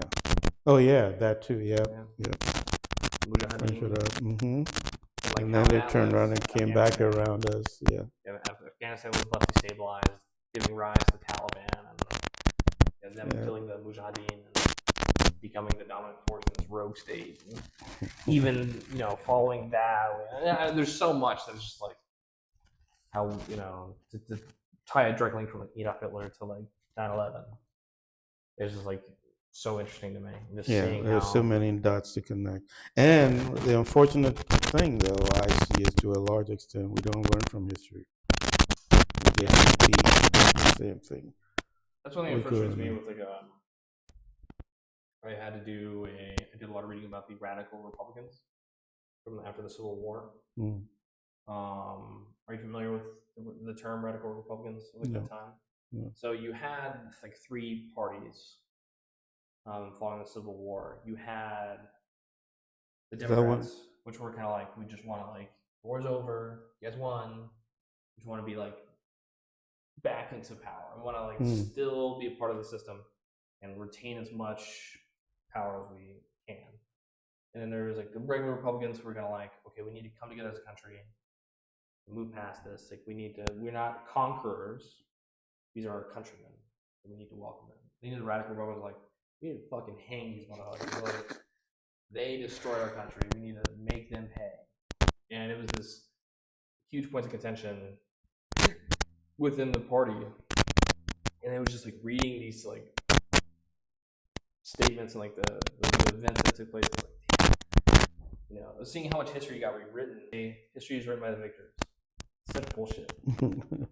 History is written by whoever writes the history. Whoever has the big. Like we won, the Union won the Civil War, but for so many people, history written, it was like, it was about states' rights. It was about that the Union were just awful. They just kept throwing bodies at the South, and to the South, was fighting a noble cause, but lost. And it wasn't about slavery. It was about states' rights, man. There's like history had been rewritten so much.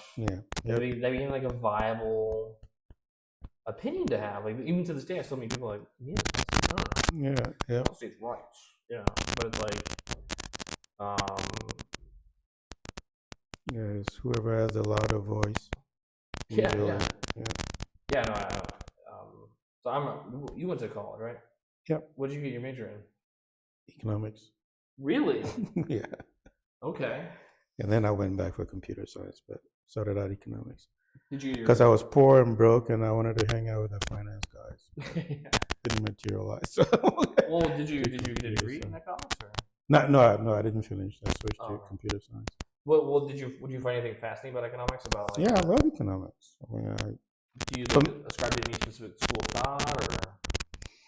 We did all the Miltons and the your standard class, your Keynes, all the standard, Smith stuff. Old Adam, but it's it was interesting to me because it kind of, at least with the initial stages, came easy. So I liked Chinese, but a friend came and blew my mind with computer science, so I switched.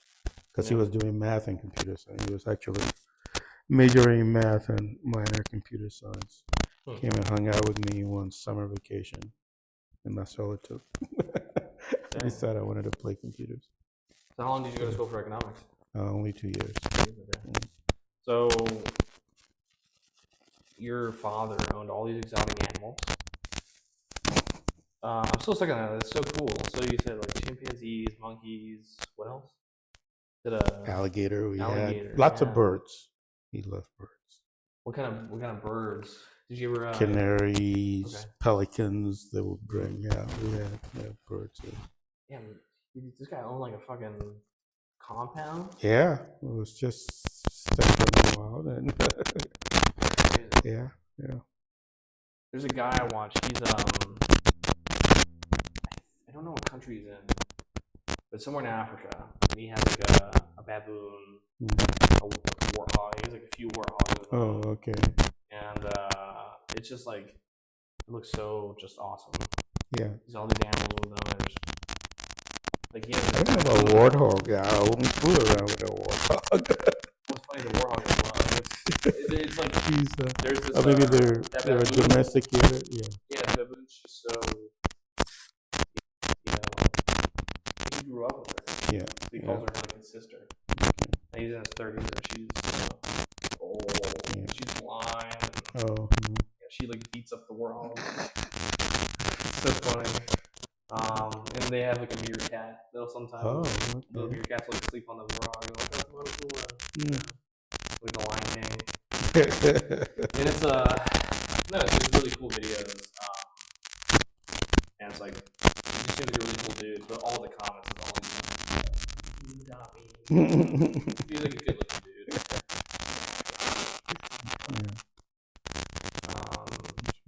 I never. We were talking about like owning different animals. You know, I don't own like sugar gliders. They're so cute. I love just how like communal they are. They always like they're super social. We're thinking about getting a rat. A rat or a mouse? Oh. Rat. Yeah, or like a ferret or something. Okay. Cool. I know people have like a. Hope you wind up with the ferret and not the rat. Well, people view rats as it's like a negative, you know, but it's like they're rodents. You know, there's capybaras are rodents. They're cute as hell, you know. But yeah, there's a connotation with a rat, like, ooh, rat, sewers or.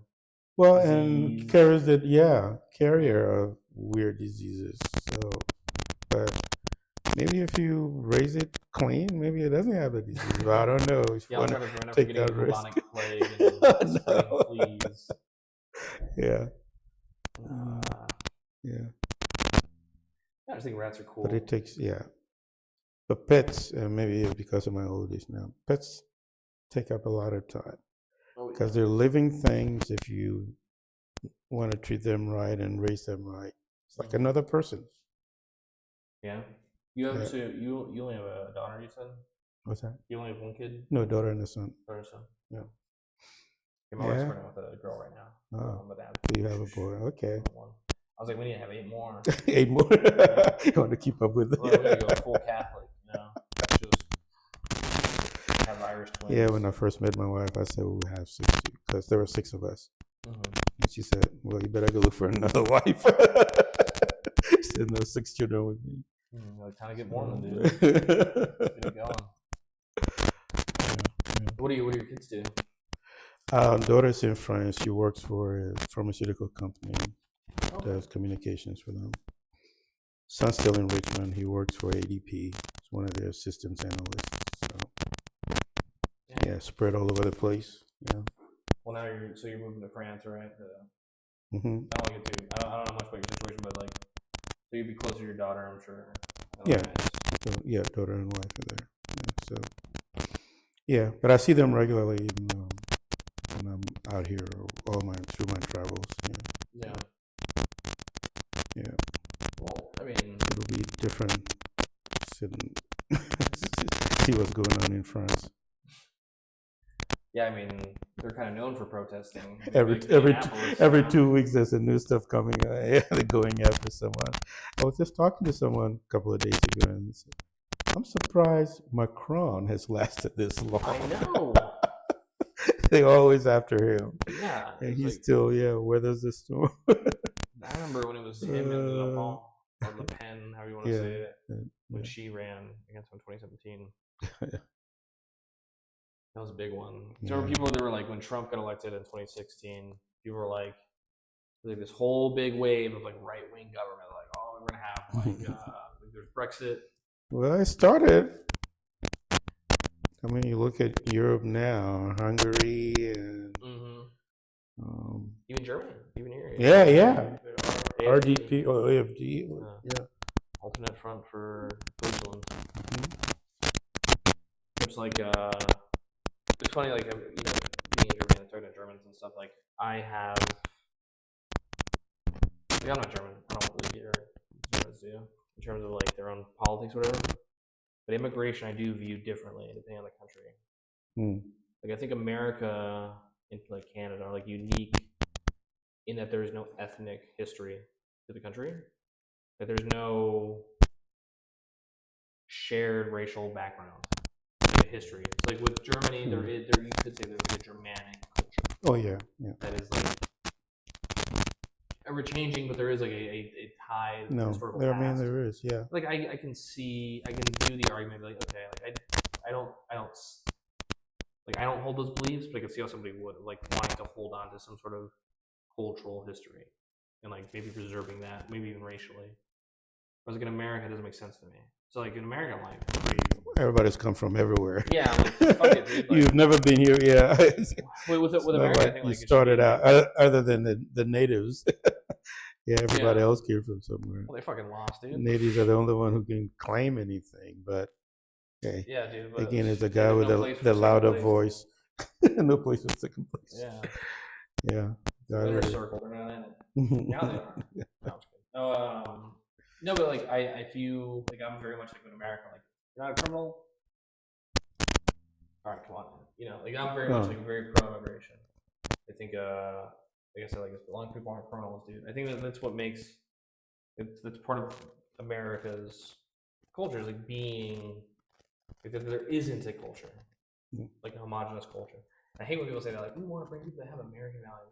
What the fuck does that mean? Because it's like you take someone from New York and Texas, they're gonna have far different opinions of what that means. Yeah, yeah. You know, and so, but I think that's fine. I think that's fine.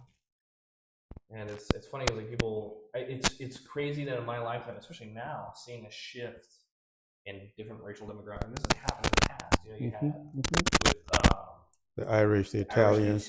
Yep. Being viewed as where they were all looking at it. Yeah, exactly. And then those who came first were always looking at the guys coming as, no, you're not one of us. You're not good enough for us. And all of a sudden, they all move up the ladder, and then the guy who just came is looking at the guy trying to come in and say, hey, you're not good enough for us either.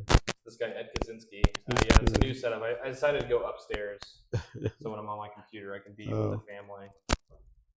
But, yeah, with, you're right. And there was a lot of, like, there's a lot of tension within the same racial demographic. You have the Irish. They were like, no, we were here first. They hate the new Irish. Yeah. Oh, yeah, that. And like, now I'm seeing it where people are like, oh, you know, people that really hate illegals are legal Mexicans. It's like, that's not new. Like, that's every fucking time. Yeah. That's not an argument. Mike's hella crackling. Oh, dude. I'll restart it. Okay. And then, so say something. Was it mine? No, you're good. I just want to make sure. I think my mic is crackling. That's what. Okay. Make sure my zipper isn't cracking again. You're good. I'm a little messed up, bro. Okay. I'll restart my mic.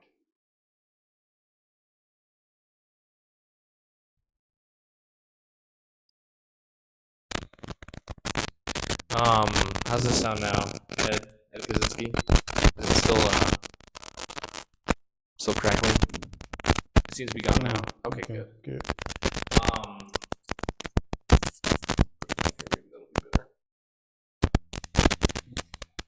But so like you see all this stuff going on, and it's just like these arguments, like ICE and all that. And so it's all, nothing's new. It's all the same. Oh, there's just this mic. Okay, we're just gonna talk. I think they can hear me through that mic, so you can keep wearing it. Okay. But because I'm. You sure they can hear you? Yeah, they can hear me. I can see when I'm talking. Okay. Oh, I see. Okay. I'm a loud guy. Right? I'm good at anything. It's talking a lot. But yeah, so like when I want to look at like American culture, I'm very much like in favor of like having more immigration and just kind of using that as a as long as it makes economic sense. Yeah, well, yeah, and me, okay, coming from a progressive liberal way on the other side, and just by virtue of how this country is made up, I believe in immigration too, but I think you as a country, you have to control your borders. Of course. You have to control your borders, So, but it needs to be transparent and explicit so that everybody is aware of the steps to come in and be a productive member of the society. That should be clear and plain and consistent. That's how I see it. I completely agree. But so like for me, not go harass people and terrorize people. Yeah. For no reason. Yeah. Well, they're brown, so it's not for no reason. I keep forgetting that. Damn. Yeah, because like I think with I agree. Like I think having a strong border enforcing law is completely understandable. But like, if we like, why are we like there has to be a reason why we're not letting people in. Like you can't just say like yeah. People can lie and say like, oh, it hurts the economy. It's not true. Like every time it's been studied, every metric, it's like no. Yeah. Look at all the contributions by foreigners who have come through here. I'm in the IT world. We in the high tech area. Yeah. Silicon Valley will not exist without all these foreigners who came through here and built it. People shit on that, but it's like you look at the unemployment rate for people in IT. It's like 1.3%. Yeah, dude, it's all right. You're doing fine. You're not losing your job. To, Bajit or whatever. Or Ramsheed and they're creating jobs for you. Oh yeah. Well, it's expanding the industry. Yeah, Like I said, Silicon Valley will not exist without it. Yeah, the old days of IBM in the '60s, where it was purebred Americans doing stuff, but those days started disappearing in late '60s. But it's funny to me because now I'm seeing Mexicans becoming like the new Irish, the new Italians, where it's like. Like, oh yeah, we're good with those Somalis. Exactly. It's just this constant change. Yeah. You one step up the ladder and you start looking back down, and it's like it's getting to the point of it's so ridiculous. I talk to people today, and it's just like, oh yeah, I love Mexico. So Somali. Like, give it 10 years, dude. The Somalis, somebody will be pointing fingers at somebody else. Like, who knows? Japanese that are fucking ruining it. You look at talking about everything yet. We talk about movies. Yeah, immigration. Well, immigration is a hot topic. That one guy wanted us to watch that video. Oh. With a 5-year-old. Yeah. Thank you for the money. I guess that was nice. What's your topic, Ed? Oh, this guy, Edward. Oh, you want to know what he wants to bring up? Yeah. Okay. Yeah. This is Oscar, by the way. You can't get away with that hand. You'll be center, dude. You're way off. We're both off. We have this dead space between us. It's like we're against each other. But you got to keep the peace. Yeah, this is the DMZ, no man's land. Yeah, DMZ, no man's land. As you can see, I have the most high tech setup.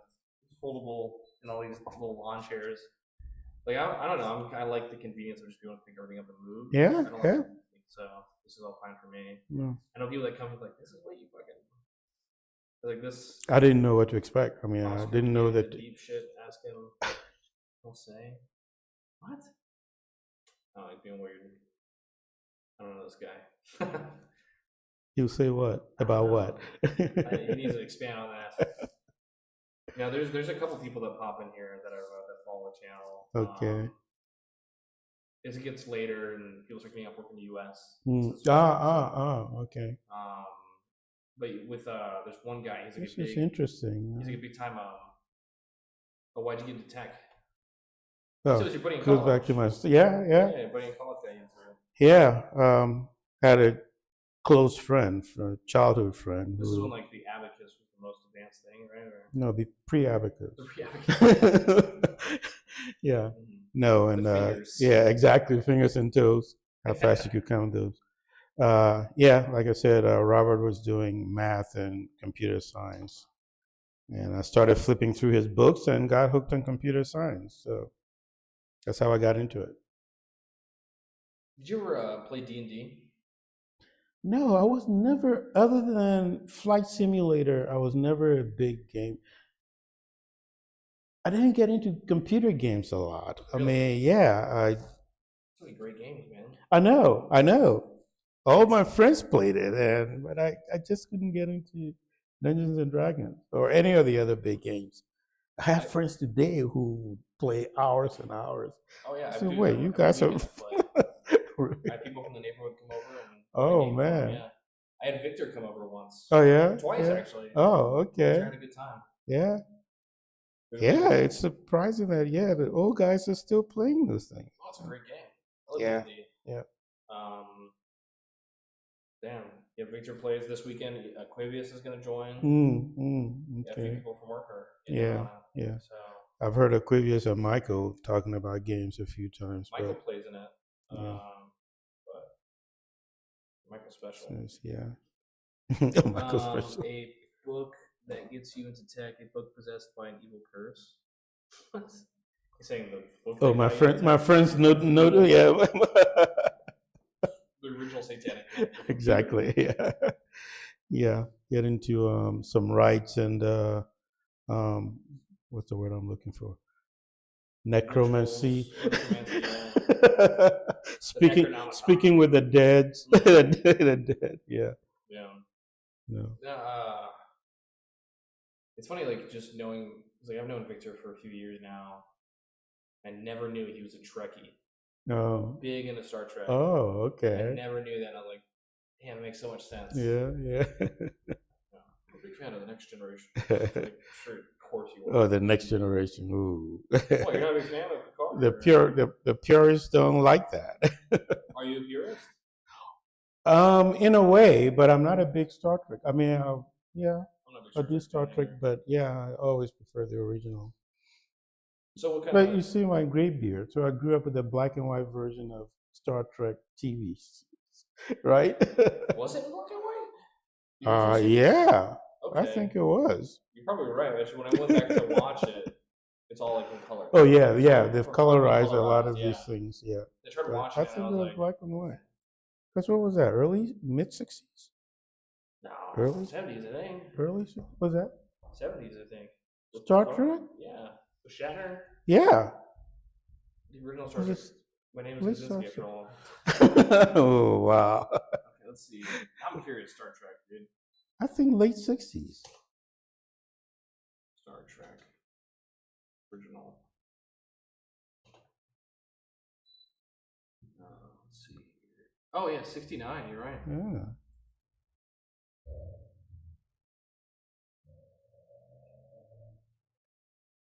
Oh, wait. That was so 64. so groundbreaking.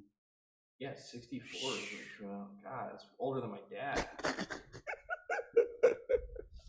Yeah, it is. You know, you're a little older than my dad. Oh man, yeah. Dang. No. It's crazy that like it's gonna be weird. I was thinking about this today. I was listening to Linkin Park. Mm. You know who they are. Yeah, the man. But I was saying like we're only like a few years from this being called classic rock. Yeah, I know. You know? Yeah. Usually talk about the elites control America and Palestine, of course. Well, that's a touchy one. Talk about Israel and Palestine. You do like the little Illuminati, like all seeing yeah. thing. Yeah, I see that. We're talking about who keeps the Jews around the world or something. Get a colorful bunch we get in here. No, that's a fun one.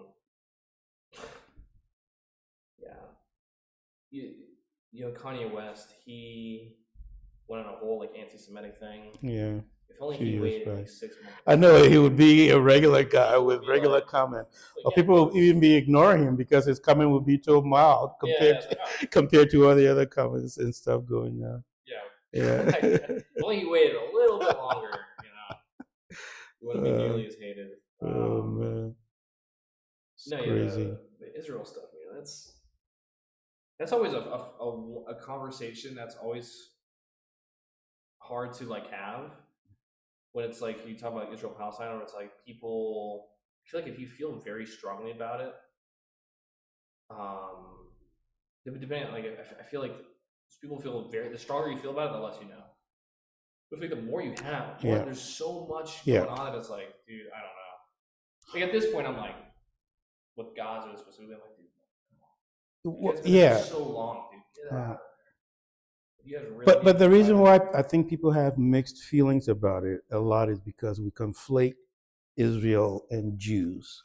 Sure. And so once you throw those together, then people's minds just go Well, crazy. people make Yeah, Zionism their yeah, identity.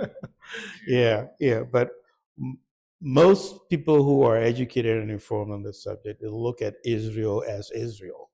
I'm not talking about Jews. I'm talking about this country doing this stuff. Yeah, it might call itself the Jewish state, but no, it's happening as Israel, the country, and Right. that's what we are against. Like I'm not. I think there's plenty of reasons to not like Israel as a country.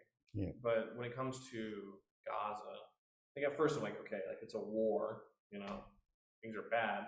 But at a certain point, like now it just feels like so vindictive. It's like, why is it still going on? You guys won, dude. Like, what are you doing there? You know, like you're still bombing. But that was not their mission to just win. Their mission was to wipe that place clean. So it has to still has to continue till that happens.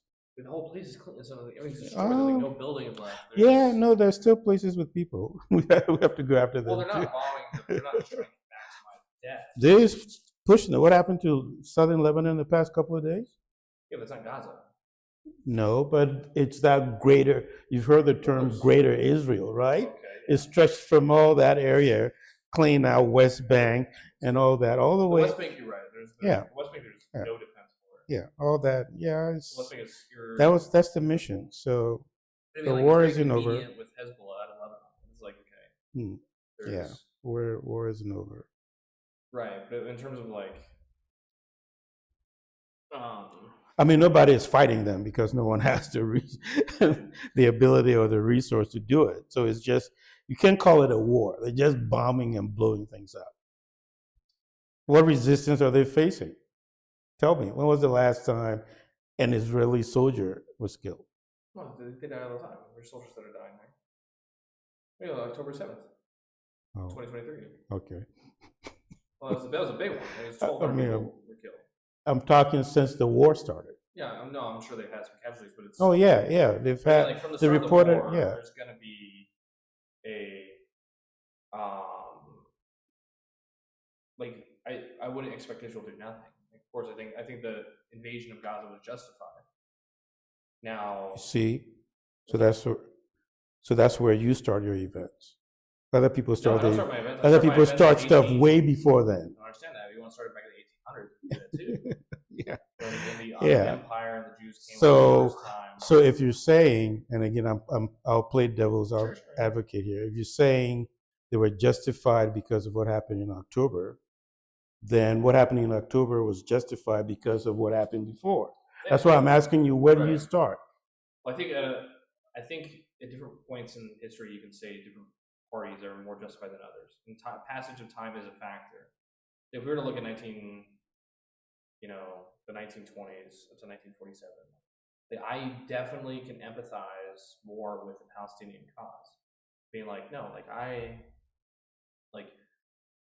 the Israeli argument is they purchased the property, they purchased the land from the Ottomans. They come like, hey, this is my property. Whereas like the Palestinians, like, well, I fucking live here. You know, like, who cares what my government says? Like, my family's lived here for 300 years. This is our land. You know, who are you to purchase this from some king I don't even know, and now I have to leave? Like, I empathize very strongly with that. I think they're righteous in that, you know, and I can see the argument pre-Nakba in 47 of like why the Palestinians were more justified than the Jews. But like as you push forward in history, I think the Palestinian cause seems less and less justifiable. Like at a certain point, you got to be like, okay, we've lost the war 4 times now.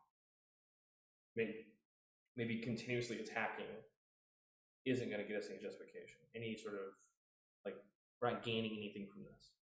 Maybe we should try to establish a state without like a radical group like Hamas running the country. You know, like you have the second Intifada, which ends in like 07. From 07 to 2023, like as time goes on, the longer that it goes from like that war, the less justifiable I think Hamas has justification. Now you want to, like I said, like you want to start at 47. I think Palestinian cause is a righteous one. In 63, I could even see Palestinian cause, but it's like in the 70s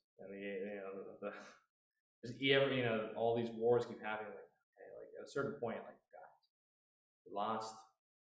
We need to start looking at a multiple state solution, and you don't get to. But they looked at that, and it's it's being rejected even through today. Well, it wasn't rejected by Israel. You had in the Camp David Accords, it was rejected by not Al Husseini. What was his name? Arafat. Arafat. Yeah, Arafat rejected everything at the. Have you read the contents of that so-called agreement? Yes, it was 97. Practically giving everything up. No. So how is that a two-state solution? It was giving them only 90. They were going to get 97% or 91% of what their territory was of the original. No right of return. We won't go into that. But even like right of return, like that's like So if Israel has right of return, and then you just start allowing Muslims or Arabs from all over the world to come back, and like it's a democratic state, like do you think that that's justifiable if they then vote like in a way that would be detrimental to the Jews in Israel? You have an unlimited right of return, where it's like, okay, you're fourth generation American, but you're like, oh yeah, come back, and now we can, you can now influence, like now maximize the Arab population over the Jewish one. What do you think is happening today? In reverse. It was a Jewish state. I think there's. What made it a Jewish state? Well, the rejection of the 47 borders. And and the 67 war, but well, no, I mean, first it was the 47 borders in the UN, the charter from the UN, the second charter, and then that's what led to the Nakba. Yeah, a bunch of infighting, a bunch of skirmishes, and a war broke out. Yeah, the Haganah and Al Husseini and all those people and figures and groups fighting. We now have like the Israelis, the Haganah, like we're kind of a terrorist organization. They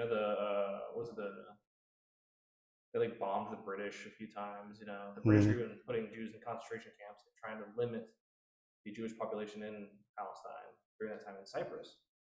Yeah, that was another issue too, where they kept confusing Zionism with being Israeli.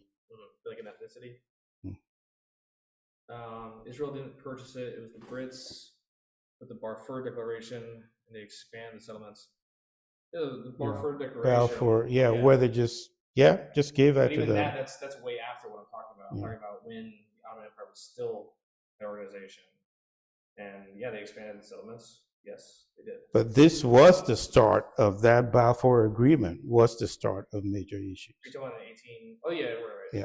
Major issues. But what I'm saying is, like, I think at the start of it, the Palestinian cause is 100% the justifiable one. But as time goes on, it's kind of like, I think your cause, at a certain point, you kind of have to say, like, is this worth this perpetual violence? Now, this is not helped by Israel. Israel does have this sort of like encouragement of violence going on, where it's like it feels like they're encouraged to keep this forever war going because they keep gaining territory. And the Palestinians are encouraged to keep going because it earns political capital within the Arab states. Like if you just keep having more, like no one loves dead Palestinians and Palestinians. They get the filament, they're like, oh, look out, and then they get all sorts of international supports, they get tons of aid and everything like that. And it's just this endless cycle. And then they want to keep fighting. They become more radicalized. And then Israel wants to keep fighting because they get more territory. Like neither side is incentivized to stop fighting. I think it's going to take like a country like the United States or like China, like, all right, motherfuckers, stop. You fucking stop. You fucking stop. Like, we need to start looking for the Palestinian people need a state. They need a self-determination of their own country. They need their own pathway to a successful nation. But I think it's not going to be interfered by with Israel. I think that's what they call the two-state solution. People realized that 30 years ago, 40 years ago, that that's the only way there will be peace in that area. But Israel's against the two-state solution. And so is Hamas. No, Hamas is not. Yes, they are, dude. No, the two-state solution. They want a one-state solution. they want their territory contiguous. They don't want this Bantustan pieces of stuff all over the place and call it Palestine. It should be a contiguous area. I'm saying like if in your like why would like, Hamas be against the state? Jews, it's like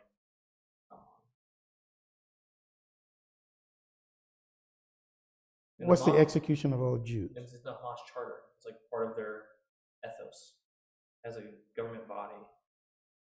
Okay, we go back to my statement where people confuse Jews and Israelis, right? No, I understand that. I can't kill all the Jews. Regardless. Jews are always this. I understand that, but I'm not the one confusing it. It's Hamas confusing them. But to say that they want a two-state solution is not true. Hamas wants a one-state solution. They don't want Israel to exist. Israel doesn't want their states to exist. Yeah. So that's why I think we need an adult in the room to be like, both y'all, mainly Israel, needs to fucking stop. But there's no adult in the room. But I think and because they all have their hidden agenda, right? Sure. The current massacre going on, the adult who could have stopped it isn't interested in stopping it. Well, it's right now we're encouraging them, which is against that obviously, but I think I think it will go on, and like the guy with the big hammer will win, and it'll be okay. I think the heart of Zionism, the weird history of the Rothschilds. I think there's a connection with the history of Black Jesus and the conflict to maybe hide or cover something about the truth. I don't know, man. You pulling the Rothschild into this too? Yeah, man. No, I think. Talk about controlling governments. Yeah. In the background. They have AIPAC. No, I think there's it's a weird culture Americans have, like the evangelical Christians in America with Jews, with Israel. But it's like, I've been to Israel. I enjoyed it. It's a great country. They were great to me. Of course, I'm not Palestinian. So. But they wouldn't let me in. Well, you're burnt, dude. You know what I mean? No, I was doing work in Jordan and tried to cross the border. And next thing you know, I'm in a security room somewhere for like 3 hours. And it was the day of my flight. All I needed to do was just go into the country and just take a look at what was around the border, come back out. So they're doing security checks. And then eventually, after 3 hours, they come back and say, okay, you're all right, sir. Thank you. But yeah, my flight is due, so I have to make sure I get to Amman and get to the airport. No, I did not kiss the wall. He's like, no, he kissed the wall. No, I did not kiss the wall. I didn't go to Jerusalem. I was only in Elat down there next to Jordan. Been to Jordan there as well. Yeah, across that border, And Palestinians cross one border crossing, and the rest of the world uses another one, the King David one. And that's, I didn't know there was a difference. I tried to cross the first border, and next thing you know, no, 100 miles away, you need to go back to that other border crossing. Okay. Thank you, guys. Yeah. It's interesting. There's so much history. Like I wanted to go, I got a conversation, I got kind of disappointed a guy. There's a kebab place out here that I talk to a lot. And we were talking about like the Sunni, the Shia, and like we were talking about that. And I was saying like I really want to go to Mecca. You can't get into Mecca. I can't. No. I'm not Muslim. Yeah. You go in there, so big sign saying, if you're not Muslim, go right, turn right. Sites are really cool, though. Yeah. They really do. And that's when he was like, oh, you're not a Muslim? He's like, you can't go. A lot of people don't know till they actually get into Saudi, get into, then you find out. So, yep. Yeah, you're not a Muslim, go right. Can't come through. Like I've been to the Vatican. I thought that was really cool. Yeah, just, I like, thought the reverence I was a young kid. I liked that a lot. I've been to a lot of temples in Korea, like Buddhist temples. I thought that was really awesome. I wanted to go to more religious sites like that, and I like big cathedrals and monasteries and temples, and Don't like influencers go to the Mecca. Well, their influencers a lot of the times are Islamic or at least pretend to be. I'm not going to pretend I'm in any faith. They'll just. I don't think they'll let if I don't even, they don't care that you're an influencer. If you're not a Muslim, you can't enter Mecca. Yeah, there's people that pretend to be Muslim. Pretend. You're like Andrew Tate, right? Andrew Tate, the guy in Romania, the sex trafficker. Oh, the guy who's escaped and they caught him somewhere. Yeah. Was it he and his brother doing stuff? Yes. Or? Yeah, Okay. Give the content now, man. I think that would be awful to be caught in a lie like that. You're not Islamic, brother.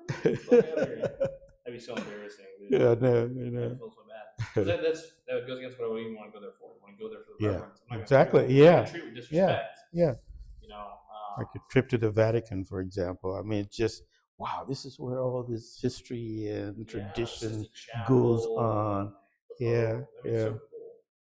And then I wound up in Milan, Il Duomo, and see all those all the paintings and sculptures and all that. Yeah, all those kinds of sites. Yeah, and then on the Arabic/Muslim side, I was in Abu Dhabi and saw Sheikh Zayed Mosque Temple. That's an amazing site. You like those kinds of sites, that's something you need to add to your list. Yeah. So white marble, the entire structure. It's just amazing. Yeah, Sheikh Zayed. Never heard of that. Yeah. I've been to UAE. Yeah. You could have. Abu Dhabi. Okay. Oh, yeah. You probably, how did you get, you left Dubai into Abu Dhabi? Brains. Yeah. Flew there to train the Emiratis. Okay, so you were probably in Bahrain at the naval. No, we were at some like base in the middle of nowhere, man. Oh, okay, because Navy has a huge base in Bahrain. In Bahrain, yes. Yeah. We were in UAE. Yeah. And we flew there, and where we were was it was. Did we fly there? Or was it by boat? It's been so long, man. I'm trying to think. I think we flew there. No? Yes. Some people were by boat. We flew there. Okay. And we were with the Emiratis, and that was a disaster. I'm even surprised they had a Navy. Well, I was a borderman. So we were training the troops on like how to borders. Okay. And I remember I got a lot of trouble out there. I was a different temperament. I was a lot more violence, a lot more angry, and very homophobic. And I remember giving a class to the Emiratis, and there were a lot more like physical people. And I remember one of them walked up and grabbed me, like, "Oh, hey," like wanted to hold my hand, and I grabbed him through him. What the fuck you doing? Oh wow! Fuck off me! And like caused this whole incident, and well, so it was really embarrassing. Like, hey, like, whoa, don't do that. Like, yell at them, like. They were trying to be friendly. Like, you didn't get an orientation class before you got in that area? Nothing. Oh wow! We're not the army, were you in the military at all? No, but I worked a lot with the military, and maybe they'll learn later. Yeah, what year did this happen? 2014. Oh no, they were doing orientation. Yeah, there was something that did call maybe a CRC before you went abroad, where you did all your training. You went down to Fort Gordon and other places. Yeah, where they instilled in you those guys' culture and all that, because they knew the potential issues. Right. So Any of that shit. Oh man. They were. Your CRC class. You were there for a whole week. I think they just expected us. Like, oh, there's dumb Marines. They're gonna do dumb Marine things. They're gonna be violent. Oh man, no. Which is awful. I felt bad. Looking back on it, like a definitely violent person. Was the leader of the Cobra unit, the boss leader there? No. She was shower. Oh, yeah. No, because she comes on there sometimes. Oh, okay. He calls her boss lady or something. Cobra unit. From like G.I. Joe. No, and there was one time because they have a lot of slaves there from Vietnam, like Southeast Asia, Mm.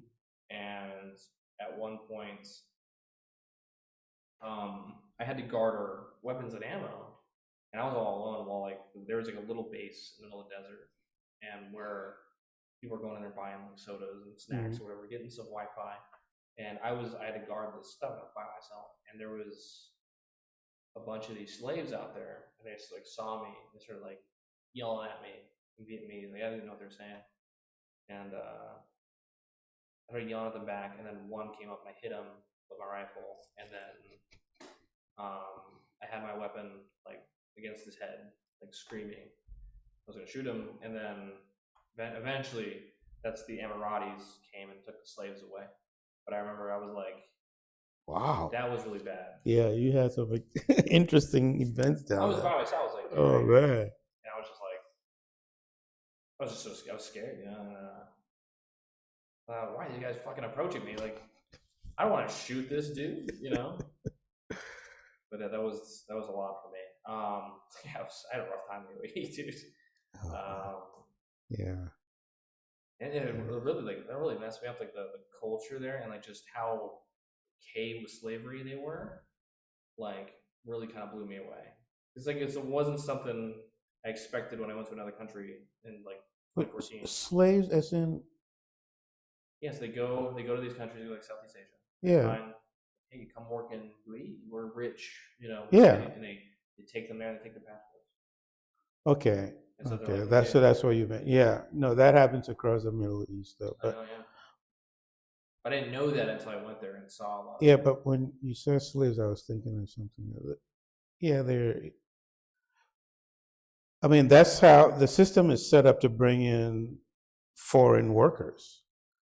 And I don't know if you noticed the large Indian community in the UAE. No, I didn't. I Oh mostly saw wow, like yeah. Vietnamese. No, no, they're But then like, we mostly weren't in the the city. We Bengalis. weren't. Oh yeah, that's true. So You, we were. yeah, Remember, yeah, they all you wore like were. colorful jumpsuits. Yeah, That's what they yeah, remember. yeah, yeah. I didn't run into a lot of Vietnamese when I was out there. You So had I like, lived in the Middle East for about 9 years. yeah, Yeah, yeah. I was based in Kuwait, but I was responsible for that whole region, yeah. and so I traveled a lot around there. And no, that is a code. They were bringing. They have systems set up where there are companies authorized to bring in these foreign workers on behalf of local residents who need the foreign help. Yeah, So yeah. they will bring them out and they pay them, and You're so supposed to. no, they pay them. I mean, Oh, it's okay. yeah, Wait. yeah. In Kuwait, No, I'm just joking. I'm just no, joking. no, they. I mean, that's how they pay the workers. Okay, well, that's good. They go home every 2 years on vacation Mhm. for a month, and they come back. A lot of them don't because they make more money staying and doing work. But no, that's the system. They bring in workers who do work. So if you go to the big cities, including Dubai Mhm. and Jordan, Amman, you see all these foreign workers, mostly Southeast Asian, Sri Lankans, Indians, Mhm. Pakistanis. They bring them in to do work, and it's not all manual work. Like a lot of the accountants, bookkeepers, um, in the hospitality areas, the hotels, restaurants, a lot of Filipinos. Hmm. Yeah. Oh yeah. Yeah. In the Middle East, their population is huge around there because they bring them in to do work. The Kuwait specifically, natural born Kuwaitis form about 1/4 of the population of that country. The rest are all foreign workers. Hmm. Yep.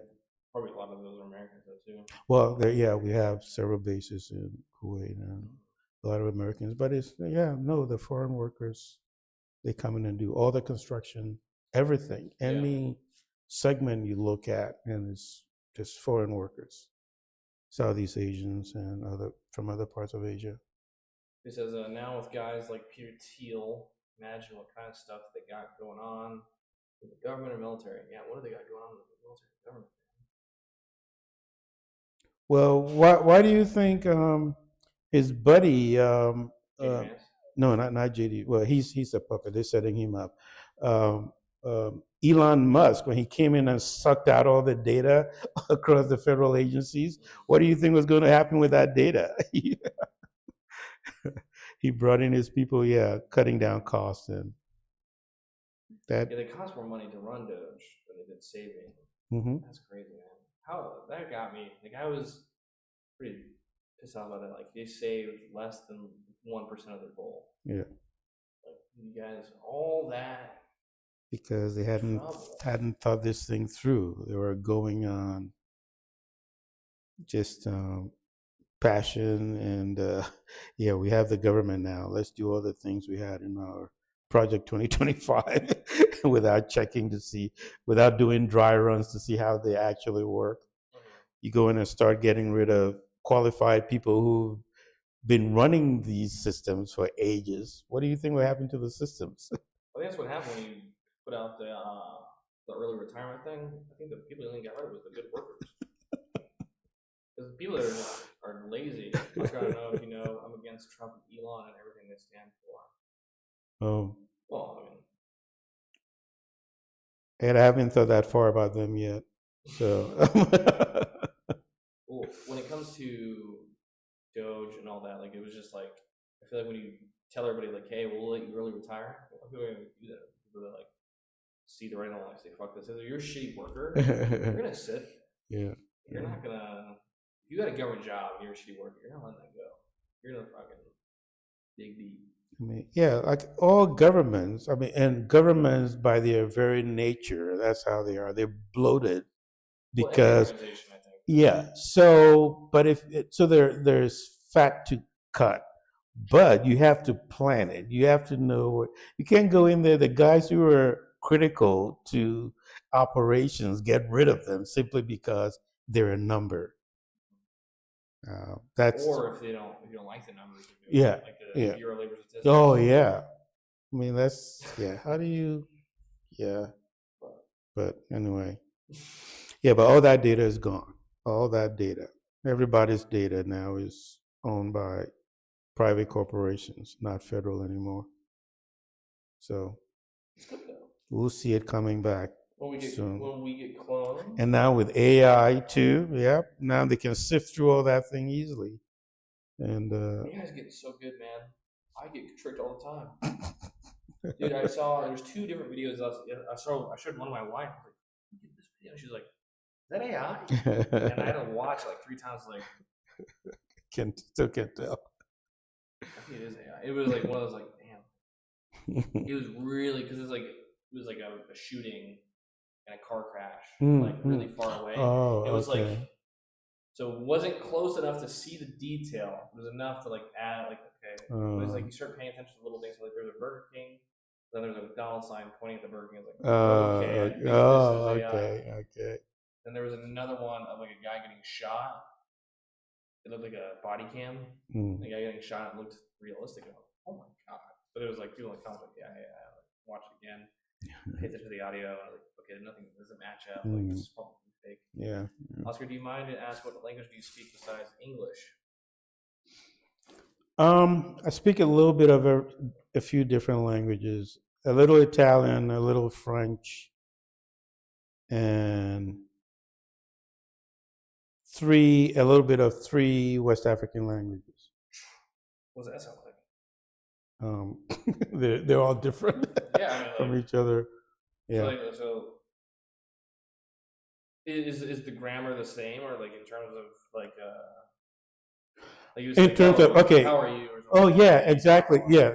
The sequence of in all those languages, the sequence of verb of subject, verb, object flow like it does in English, unlike German where it's twisted all over the place.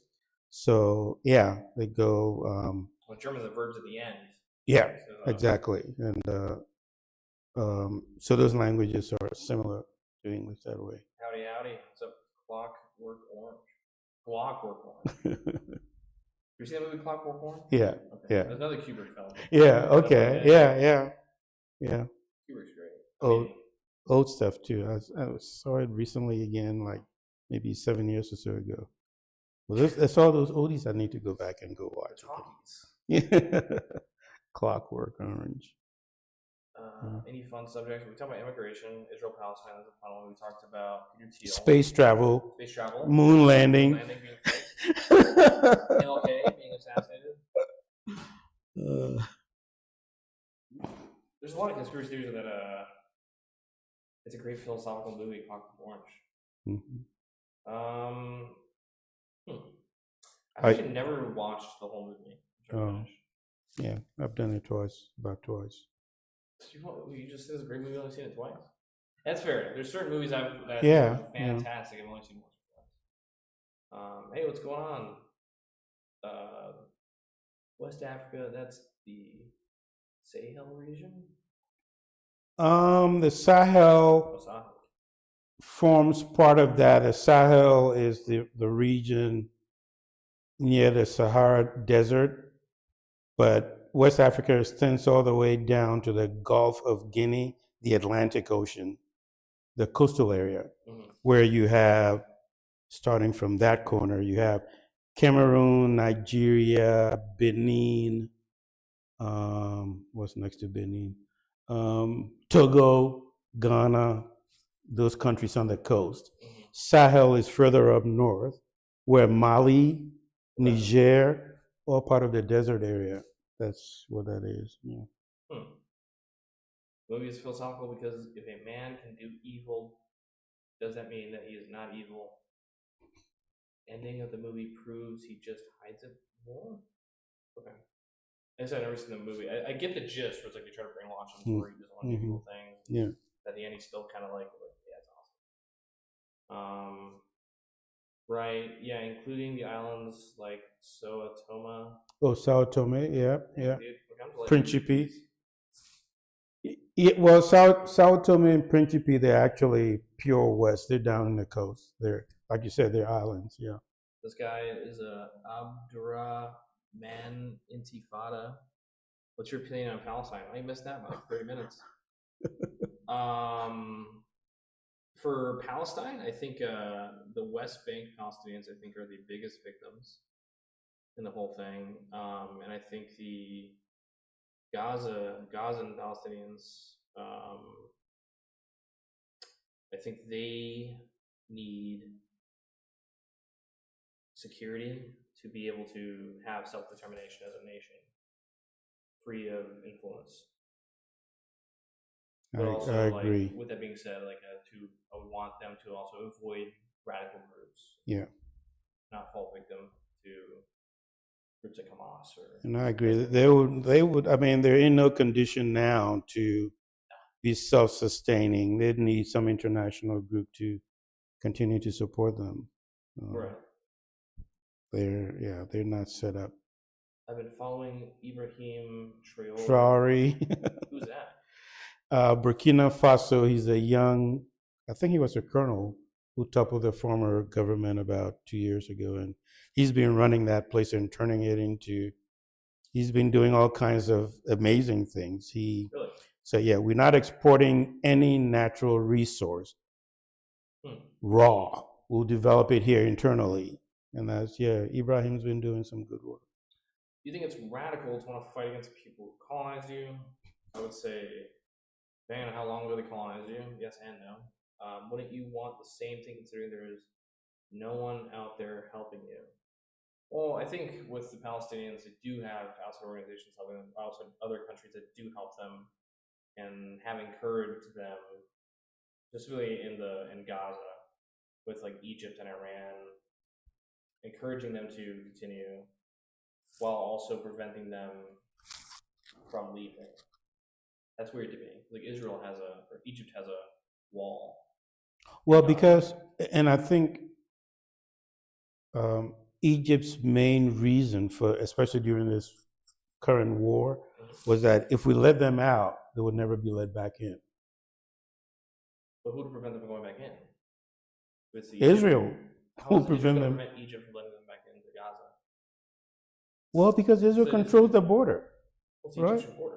No. That's what I'm saying. If Egypt lets them in on their side of the border, and they reopen the borders to say go back, they'll get stopped after they cross the Egyptian border. Okay. That's one of the reasoning, and this is a say, published reason why Egypt says we're not letting any of these guys come out, even though it was for humanitarian reasons. I thought it was because they assassinated the Egyptian king. No, that wasn't the reason for that. No. I'm saying like why Egypt and Jordan specifically had adverse relations with the Palestinians. No, Jordan, you were in Amman. About 20 or 30% of the Jordanians are Palestinians who came in as refugees, never left because there was nowhere to go to. Right, but there was an issue with radicalization. There was there was assassination attempts on the Jordanian king. Oh yeah. From Palestinians. But no, I think they were his own Jordanians. I don't think they were Palestinians. They might have blamed the Palestinians, but no. Jordanians don't like that. Yeah, Jordanians don't like that king. What's his name now? His dad was a former king too. Yeah, because from my understanding is like that there is a lot of Arab states that do like that, like they're encouraging violence to keep going with Hamas, and then in the back end they don't fully support them. It's just enough to keep the political whatever going. Like they're a pawn for some of the Arab states, like the suffering of these people. I mean, the Arab states could have done more, but again, it's a political game for all these guys. Yeah. In what way are the countries helping them? I mean, money, aid. I mean, like the Palestinian leadership doesn't even live in. They're all in like UAE or Saudi Arabia. Which military is helping to free them? No country is helping to free them, other than I guess like Iran, I think. I would say you are mischaracterizing them by calling it radicalization. I would say Hamas is radical. I would say that this is a natural reaction being colonized and being okay with it, as far as being brainwashed, not resisting it. I wouldn't say that the Native Americans in America are, I would say like the colonized group, right? Or even like the Aborigines in Australia. I don't think they're brainwashed by not trying to kill the Australians. I think like that's kind of like the cycle of, unfortunately, like history is where like borders get redrawn and everything like that. I wouldn't expect the Germans to keep fighting over territory they had one day. Like I don't know. Want to be more constructive if most of our collective labor. Oh, okay, somebody else. This is Jane. Wouldn't it be more constructive if most of our collective labor went to making sure we have functioning infrastructure and everyone's basic needs are fulfilled instead of being wasted on further enrichment of the capitalist class? We had that conversation a while back. Yeah. But Ed, you are right about Traoré though being a Pan-Africanist. Yeah, I think that's what he's joining up with Niger, Mali, and a few other places to try and set up so that they control their own destiny. But in terms of, oh, sorry, man, touching your leg there. But I don't know about your views. I mean, I am a capitalist, but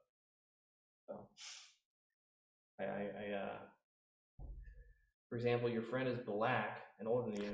How do you know he's older than you? Damn! Now wow! Everybody's coming out of the woodwork now.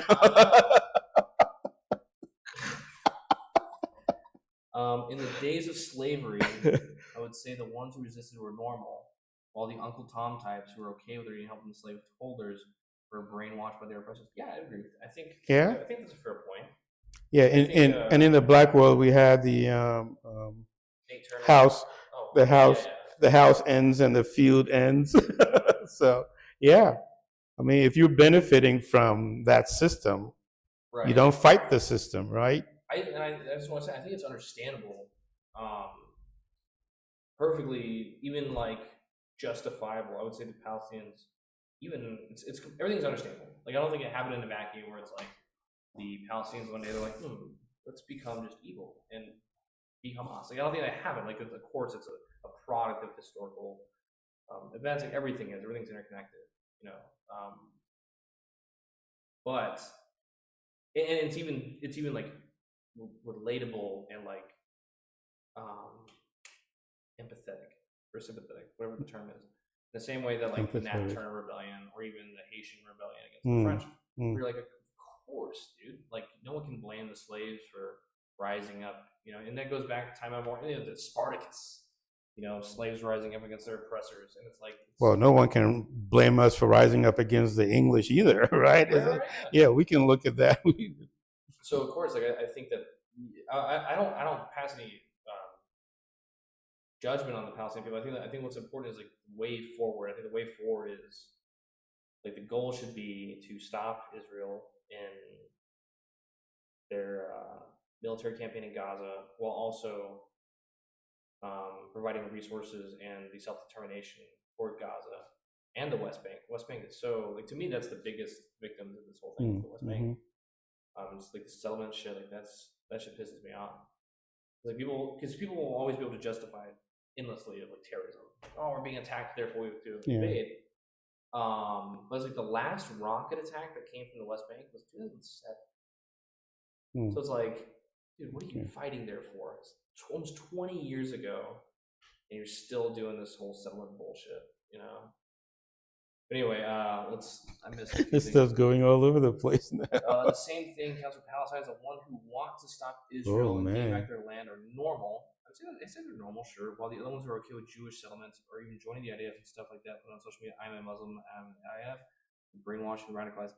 I don't think that's necessarily brainwashed or radicalized. I think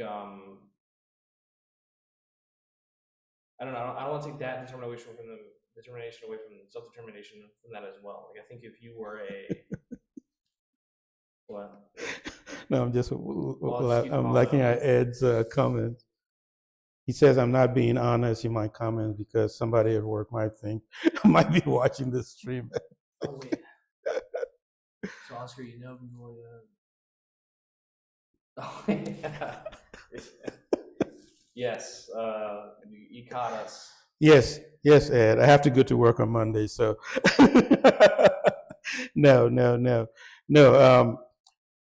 You express a definite opinion on Musk and Trump, and I just said I'm not quite there yet. I'm developing my opinion, which is probably way past yours. Yeah. The more I learn about this Hitler guy, yeah. But you're right though. I have to go to work on Monday, so I have to make sure my clearance is still in place. What do you think is going to happen when we use up all those resources? Resources aren't infinite. Yeah, I'm not saying resources are infinite. I'm in favor of more cleaner, renewable technology. Things such as like nuclear energy. I think is like the most cost-effective, safest, and easy like to implement almost anywhere. Yeah, I think in terms of we can allocate resources better. There's tons and tons of land. Yeah, I mean, I don't see that we're anywhere close to being running out of resources. I think the issue is people try to, with our governments, will try to. I don't know what it is. What is our obsession with coal and oil, man? It's like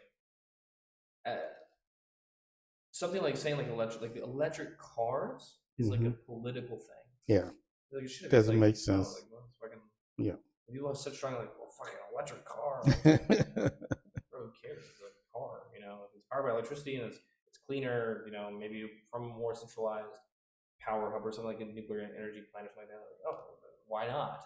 Politics. Well, yeah, I think one thing I hate is called I say it's called jacking off, just asking questions. I hate that, dude. It's like, well, isn't this weird? Isn't that weird? Yeah. I hate that so much. Ted was right. We got to destroy our phones and work on our own land with some plants to yield and trees. I don't think so. I think I don't think Ted was right. I mean, Ted has a couple of good points, but he was a crazy dude in the woods. Is he related to Ted? Is he related to Ted?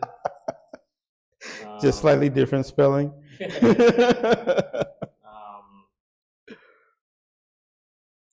No, Ted was a Luddite, and I'll say it clearly. He hated technology, or because of what people had done with technology. So he started out going after technology. Simple things like there used to be a computer company called Entree Computers. He was going after Entree Computer stores. And all these guys did was sell PC and software. That's what I'm saying. I was an asshole. You're a fucking asshole. Yeah, yeah. He was a bitch. He didn't think through his whatever he was going. Like, yeah, dude, he's murdering people, man. Get the fuck out of here, dickhead. Oh man. No, back to Israel Palestine. Like I'll say this. Like I said, I think that many people today identify as Luddites. Oh, okay. But I think with Palestine, like the thing is, like this war needs to just stop first, like fucking chill, and then like the way forward needs to be for that two-state solution for Palestinian people to have self-determination. I think that's the only answer.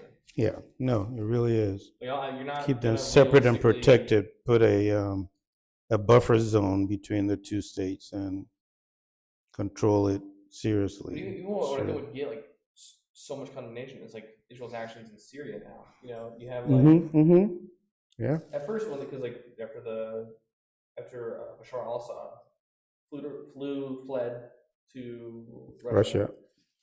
Hey, right back to Russia. Yeah, I know. Come back full circle. Yeah, but like with that, don't read this. Well, let me finish my point before you get into this. Okay. There was a DMZ between Israel and Syria, and Israel occupied the DMZ. So like, hey, the government's dissolved. We want to ensure this, and once the new government's here, we'll back up. Yeah. And then they took like 3 more villages. Yeah, they went in. They went inside. Like, yeah. At first I was like, okay. I have a lot of friends that are very pro-Palestinian. We got an argument about that. I was like, look, I think what Israel's saying is justified in this with the Syrian DMZ occupation. I'm like, what would it take for you to change mine? I'm like, I think go past it. Look at the next thing you know, the encroachment. Yeah, they go past. Yeah, yeah. Right, no, because they have an agenda, a mission, and that's. It was like, all the other things are just leading. I'm trying to be like the most like, no, guys. Oh, actually, this could be justified. I'm like, oh fuck, assholes. Anyway, I don't understand the mindset Westerners have about Hamas. Israel stealing more land every day. And when Hamas goes to the border region of Gaza and attacks these military bases and the settlements they build around surrounding them, there's a problem because they shoot these settlers who literally shoot them to. They have rifles and body armor and attacks people. But you're conflating Hamas with the West Bank. Like the settlement stuff in the West Bank, that's different to me, and that doesn't happen. There isn't like all these terrorist attacks in the West Bank. But October 7th was not a sort of like attacking of fucking military positions. Like that's where it gets me. Like deliberately targeting civilians. Like I have no sympathy for that. I think you lose your cause very quickly when you start targeting civilians. Not that civilian casualties happen, but if you're targeting civilians, I think that is like reprehensible. Now, I'm not trying to use it as a broad brush to paint the Gazans, but the organization of Hamas is abhorrent. I think they call themselves freedom fighters. I'm sure they call themselves whatever they want. Ed, I don't agree with you that many people today call themselves or identify as Luddites. I don't think so. But back to the freedom fighter, I mean, there's the Revolutionary War. We didn't start killing British loyalists en masse and targeting them. You know, I think when you start targeting civilians, yeah. I think that's when your cause loses a lot of its justification. You know. But then someone will look at you and say, define civilians. When every single person is a member of the military, how do you define civilians then? Even the babies, even like women and children. Like, what do you mean, man? Like, no. Every adult. Every adult, sure. Yeah, it's a military description, right? Yeah. Does that mean that so, it's endlessly justifiable to? No. That's not what I'm saying. No. I'm not. I was just making that specific narrow point about defining. You have to define your terms when you're having this discussion. Yeah, exactly. You have to define your term because they don't always all mean the same thing. Yeah. Right. Like we started out talking about capitalism and socialism. Yeah. Again, different people, like you said. Conflate and also, red herrings or use it as a weapon. Yeah. Right. Yeah. There are no civilians. There are accepted children and perhaps some women. These are extremist settlers that live in these kibbutzes that are literally built surrounding military bases. Go on a mapping service for the region, look around the settlements. 80% have a military base either inside or settlements bordering it with like 20-meter distance. The other 20% is max 15 minutes to drive away. Gee, I wonder why these military installations are near civilian centers. Could be that there's like tons of fucking rocket attacks. They need indirect fire capability or anti-indirect fire capabilities. Like it's still a military installation. Now, if it was like inside a civilian like building or something, like yeah, of course, I'd say sure. But that's not what people were going for. They weren't shooting up these concerts, being like, oh, this might be a military installation. We need to try to hit it. Like if you're targeting civilians specifically. Like, I'm not like, again, if they were rocket attacking these installations to try to take out the installations, civilians got killed in the process. I get it, that's war, but that's not what happens. Again, okay, I just addressed that. There's a delay. I agree with them. I want to say they're terrorists trying to bomb the military place. And I agree with you. That's why I don't, when there's like a Hamas weapons in a fucking building and they destroy the building, it's like, okay, yeah, sure. And same thing with Israel. Like if they have a weapon inside like a fucking mall or something, like yeah, dude, you destroy the mall, got it. But not going into a concert and murdering and raping people, like, and then not condemning the people that did it. I think people realizing now use Luddite as a term in many communities. It's largely due to crazy things going on in technology.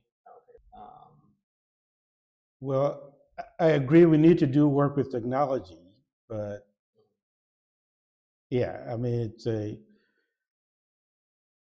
we need to regulate and not just leave things to those who benefit the most from it. I mean, because all we need to do is look around today and see where it's taking us. It needs to be controlled so that everybody benefits and not exploit users. Mm-hmm. But I still don't, I mean, Luddites, their goal was to go out and destroy anything technology based. I don't think that's what a lot of people are doing. We need it managed and regulated, but not destroyed. I think Hamas needs to think, is this guy with body armor and a rifle a civilian or a soldier? No, I don't think that at all. I think if you're wielding a weapon, then you would be considered. I think it's fair to consider a hostile intent. I think it's fair for that person to be a target. But my issue isn't with them killing soldiers, or even collateral damage, but it's the specific, like, trying to maximize damage on a civilian population. That's what gets me. But that's why I think that, like, if there was a more stable Gazan population, like government and resources, there probably wouldn't be this radicalization, or for the catalyst for an organization like Hamas to exist. I think it's fair to say, I don't think it's radical to say that like Hamas is bad, and I want there to be a better representation for the Gazan people that aren't, that don't desire endless war. Same thing is for Israel. I think that they need a regime change, or not regime change, that invokes but in terms of like, this endless sort of war that they keep perpetuating, Yeah. I think it's just this Ouroboros, this self-eating snake, We're having like two separate the conversations different about threads Luddites going. and There were actually Palestine. 3 threads going on at one Yeah, point. there's a communist thing too. Yeah. Luddite just means somebody who dislikes technology or modern technology progress. Anti-tech activists would fall more into anarcho-primitivist category. Anti-tech activists. I don't know what that means. It means they're losers. Yeah, well, and you have to define anti. For me, I'll go off what we're talking about. So the words out there don't explain much to me. You have to define exactly what it is you want us to talk about. So anti-tech activists. I don't know who those are or what it means. Mm-hmm. I agree with you what a Luddite is, but anti-tech activists. Yeah, you have to educate me on that term. And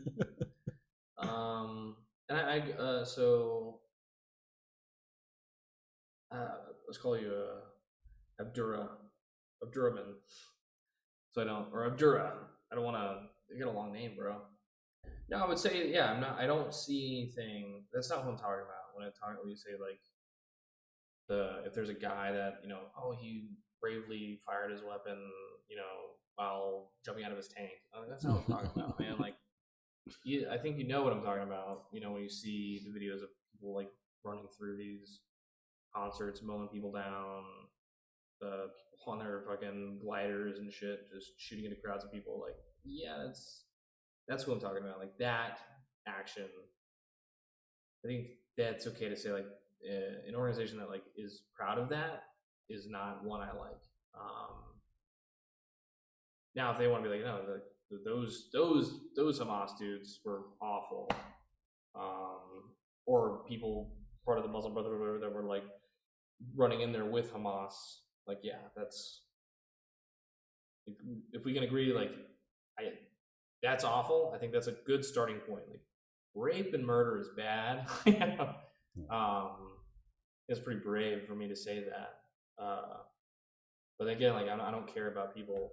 I mean, I do care. Like, war is awful, but in terms of like people shooting people that are shooting at them or carrying a weapon, okay, yeah, that's not what I'm talking about, though. I think the alternative is to say that it's like, oh, actually October 7th was a great thing. And it's good that they went into these places and killed all these children, and shot into crowds of civilians. But I think that's way more unhinged. And it's a much more radical position. But yeah, I don't know. How do you feel about that? I don't know. I have the I don't feel one way or another, because I'm looking today at babies in incubators being blown to bits. And I'm thinking no one's got a high moral ground here. So I don't even discuss those points. Yeah. Yeah, it's way past that for me. I would say that's bad too. Don't I think that's the consistence. Let's let the baby killing. No, the baby killing. Hey, we'll start our own political group, the anti-baby killers. We'll start there. Yeah, exactly. That'll cover all those situations. Immediately, right? Like these communists. Yeah, we'll start calling us. You don't see people being mowed down in crowds in that video. You hear gunshots in the background and people running. This was a show between IDF soldiers and helicopters. By the way, once they take people's hostages, they just bomb the car with their own people inside of it. I mean, yeah, that's if I'm being kidnapped by a military group, it's in the best faith possible. They're gonna take you as a POW. You're a civilian or whatever. They're gonna take you and hold you for years. Blow my car up. Especially with these women coming out of there, that are being subjected to sexual violence, and these people coming out, fuck, no, dude, that's fucking, yeah. I think that's pretty understandable to be like, okay, we don't want them holding our people as political pawns to be tortured and raped. just bomb them. You know, I don't think that that's as extreme as people paint it to be. Anarcho-protists. Oh, this is for you. He's come back again. Whoa. Taming is what? Oh, farming.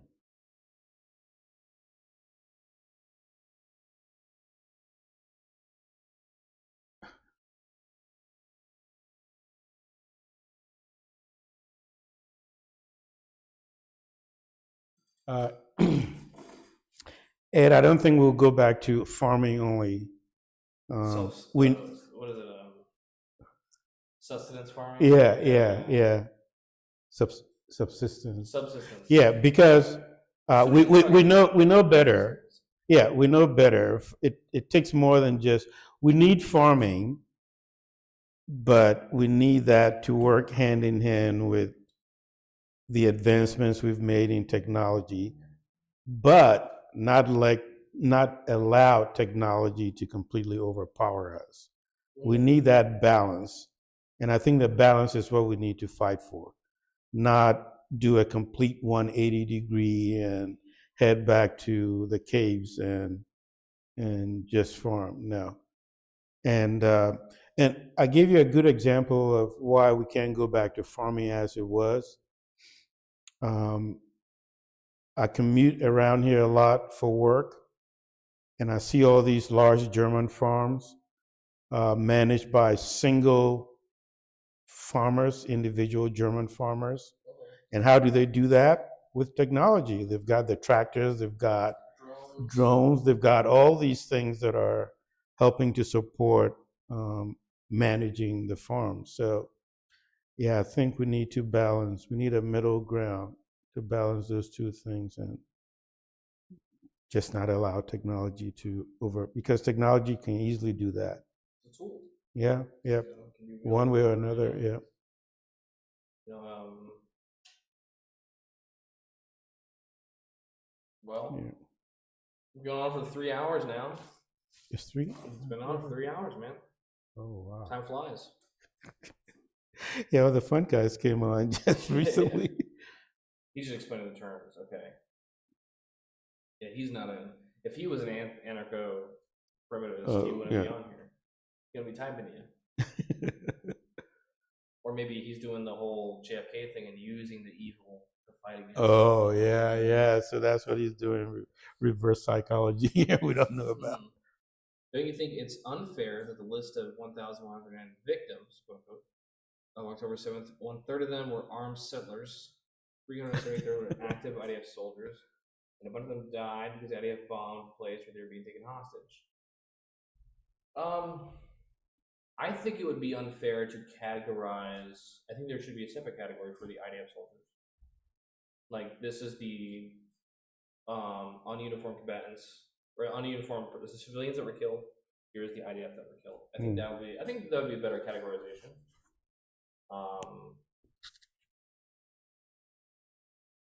I'm not pro-Israel. I don't. I'm not pro-Palestine either. But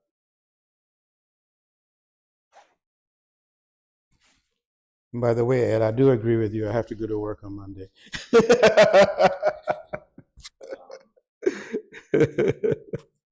So I should keep my comments clean and yes.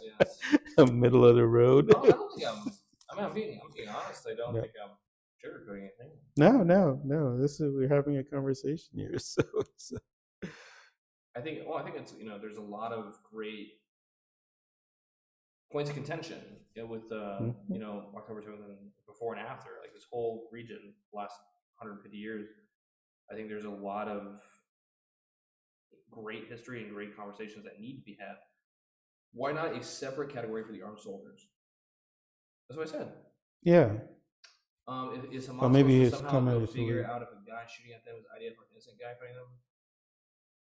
Oh, for the armed settlers. I think. Okay, so I see what you're saying. You're saying the armed settlers should be the same category that maybe IDF soldiers. Yeah. I would say my issue with this is like, what if like someone's like attacking your neighborhood. So let's say like this neighborhood right here that we're in. There was like, let's say there is people killing people at the far end of my neighborhood. If I grab my rifle and go out and fight them, and I get killed, I would think it'd be justifiable to say that I was a civilian death in that engagement. Now, that's, to me, that's like has to do with the proximity of where you are in relation to your home. And be considered a civilian in that case. But just because someone has a gun, I don't think it would mean they're not a civilian or civilian. I think it has to do with the proximity where they're at. Like Ruby Ridge, you know. Yeah.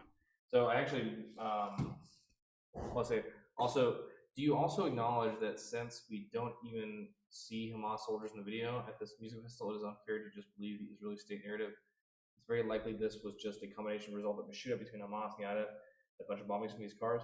I don't, but is that Hamas's official narrative that they don't even take pride in the deaths that occurred? My understanding, they took that there was a lot of points of pride that different members of Hamas had, like his Obama on the phone and, you know, like bragging about it, about, you know, doing something like that. I don't feel like that's I mean, if I would say a overall a better analysis, like sure, in the future, like if there is like a more comprehensive analysis of the event and it shows, I would take whatever the evidence shows. But as it stands right now, I think there's so much incentivization on both sides to have a narrative that who knows what's true. Remember the hospital bombing where like Israel dropped a bomb, and then we found it was actually like a Muslim Brotherhood rocket that malfunctioned and crashed in a parking lot. There was like 5,000 dead. There was like 2 people died. It was like just like the on-spot reporting, just like, you know, don't let the truth get in the way of a good story, you know. I was like, I think there's so much with this that there needs to be a long, comprehensive analysis of a lot of this stuff. Read the paper, our narrative, Operation Al-Aqsa Flood. They clearly say, according to the official narrative, that they avoided killing the women and children, that they targeted military bases. Yeah, but if you're in a kibbutz, what military base are you attacking? It's in a kibbutz or a music festival. But anyway, I wanted to show you this Oscar. I tried. He got me in between the two. Where did that come from? What were you doing at 9/11, sir? That was part of the I was part of the conspiracy. Yeah, I did. So I went on a run. So I got off work and I ran. And I was like, I really want to make these pictures, but I didn't have enough time to make them good. But I did the 9/11 one. And I did Ruby Ridge, which put you in over. Oh man! So I was gonna be like, what were you doing at this? Yeah. That's how my jokes weren't working that well. The Ruby Ridge. 80% of military base, 80% have a military base inside of the kibbutz of 10 meters at the edge.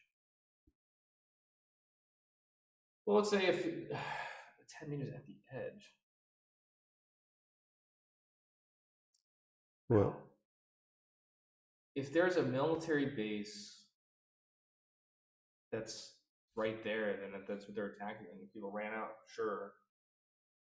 You know, yeah, I'm not. I'm not familiar with the facts on that. If you're asserting that like Hamas didn't target civilians, then okay, like that's not what I'm arguing. Then I'm saying if they did target civilians, that's reprehensible. If you're saying they didn't target civilians, then that's your argument. I don't know enough to be like, well, actually, here they did. In this video, we can see this person getting beheaded or something like that. Okay. Yeah. About the Trump going in on Greenland. But yeah, dude, I'm just saying, if you're asserting Hamas didn't do those things, then okay. Like, I don't know enough to argue that. Like I said, I completely. I think that the war. At this point, Israel holds all the keys, and the war needs to stop. If you're asserting that Hamas did none of these things, then okay. Like, I'm not. if you think they're this great organization, then fine. And then I don't know where we disagree. Well, Ed, you don't think he needs to go in on Greenland? Oh my god, dude, you're perfect for this. You start trolling. What's funny is like they're talking about the opening sea lanes. Yeah. It's funny because like people are like, well, the opening sea lanes due to climate change. It's like, whoa. Are we acknowledging? We're acknowledging exactly after all these years. And then today he tweeted, he's like, 40 states are in a winter storm. So much for global warming. It's like, that's what happens when you give a D student the rings. Oops, I shouldn't be saying that. Hey, I have to go to work on Monday. Yeah. Oscar well, I think it's probably a good stopping point. No, man, and Abdurrah, hey, man, thank you for participating and asking a lot of questions and, you know, sharing your opinion, man. Yeah, man, I appreciate it. I mean, we disagree. I think we agree on the end state. I think having Palestine be its own country with its own self-determination, I think is important. And with Israel stopping the ongoing war. Oh, okay. October 7th, Americans now woke up and learned that Hamas exists to begin with, and then assume that everyone that killed is some innocent guy. They did nothing wrong. They did nothing wrong. They beheaded babies in ovens, and so on. This is all rubbish. What happens? They attack military bases, and around those bases, in many cases, literally built inside the foots, they attacked extremist settlers. Okay. I mean, all right. I think it's okay as to your last comment. Yeah, I'm saying just a little bit late. Yeah, no, I got you. Yeah, man. Yeah, thanks for coming. And oh yeah, this was good. Oh man, I thought this was a sports show, and we've well, we didn't see any of your sports comment. Yeah, there you go. Yeah, thanks. What happened to your comments? Thanks, Garrick. Gare Bear. All right, guys. You guys are good, and good night. Yeah, Oscar, thank you for coming on, dude. Good night, guys. We had a good time.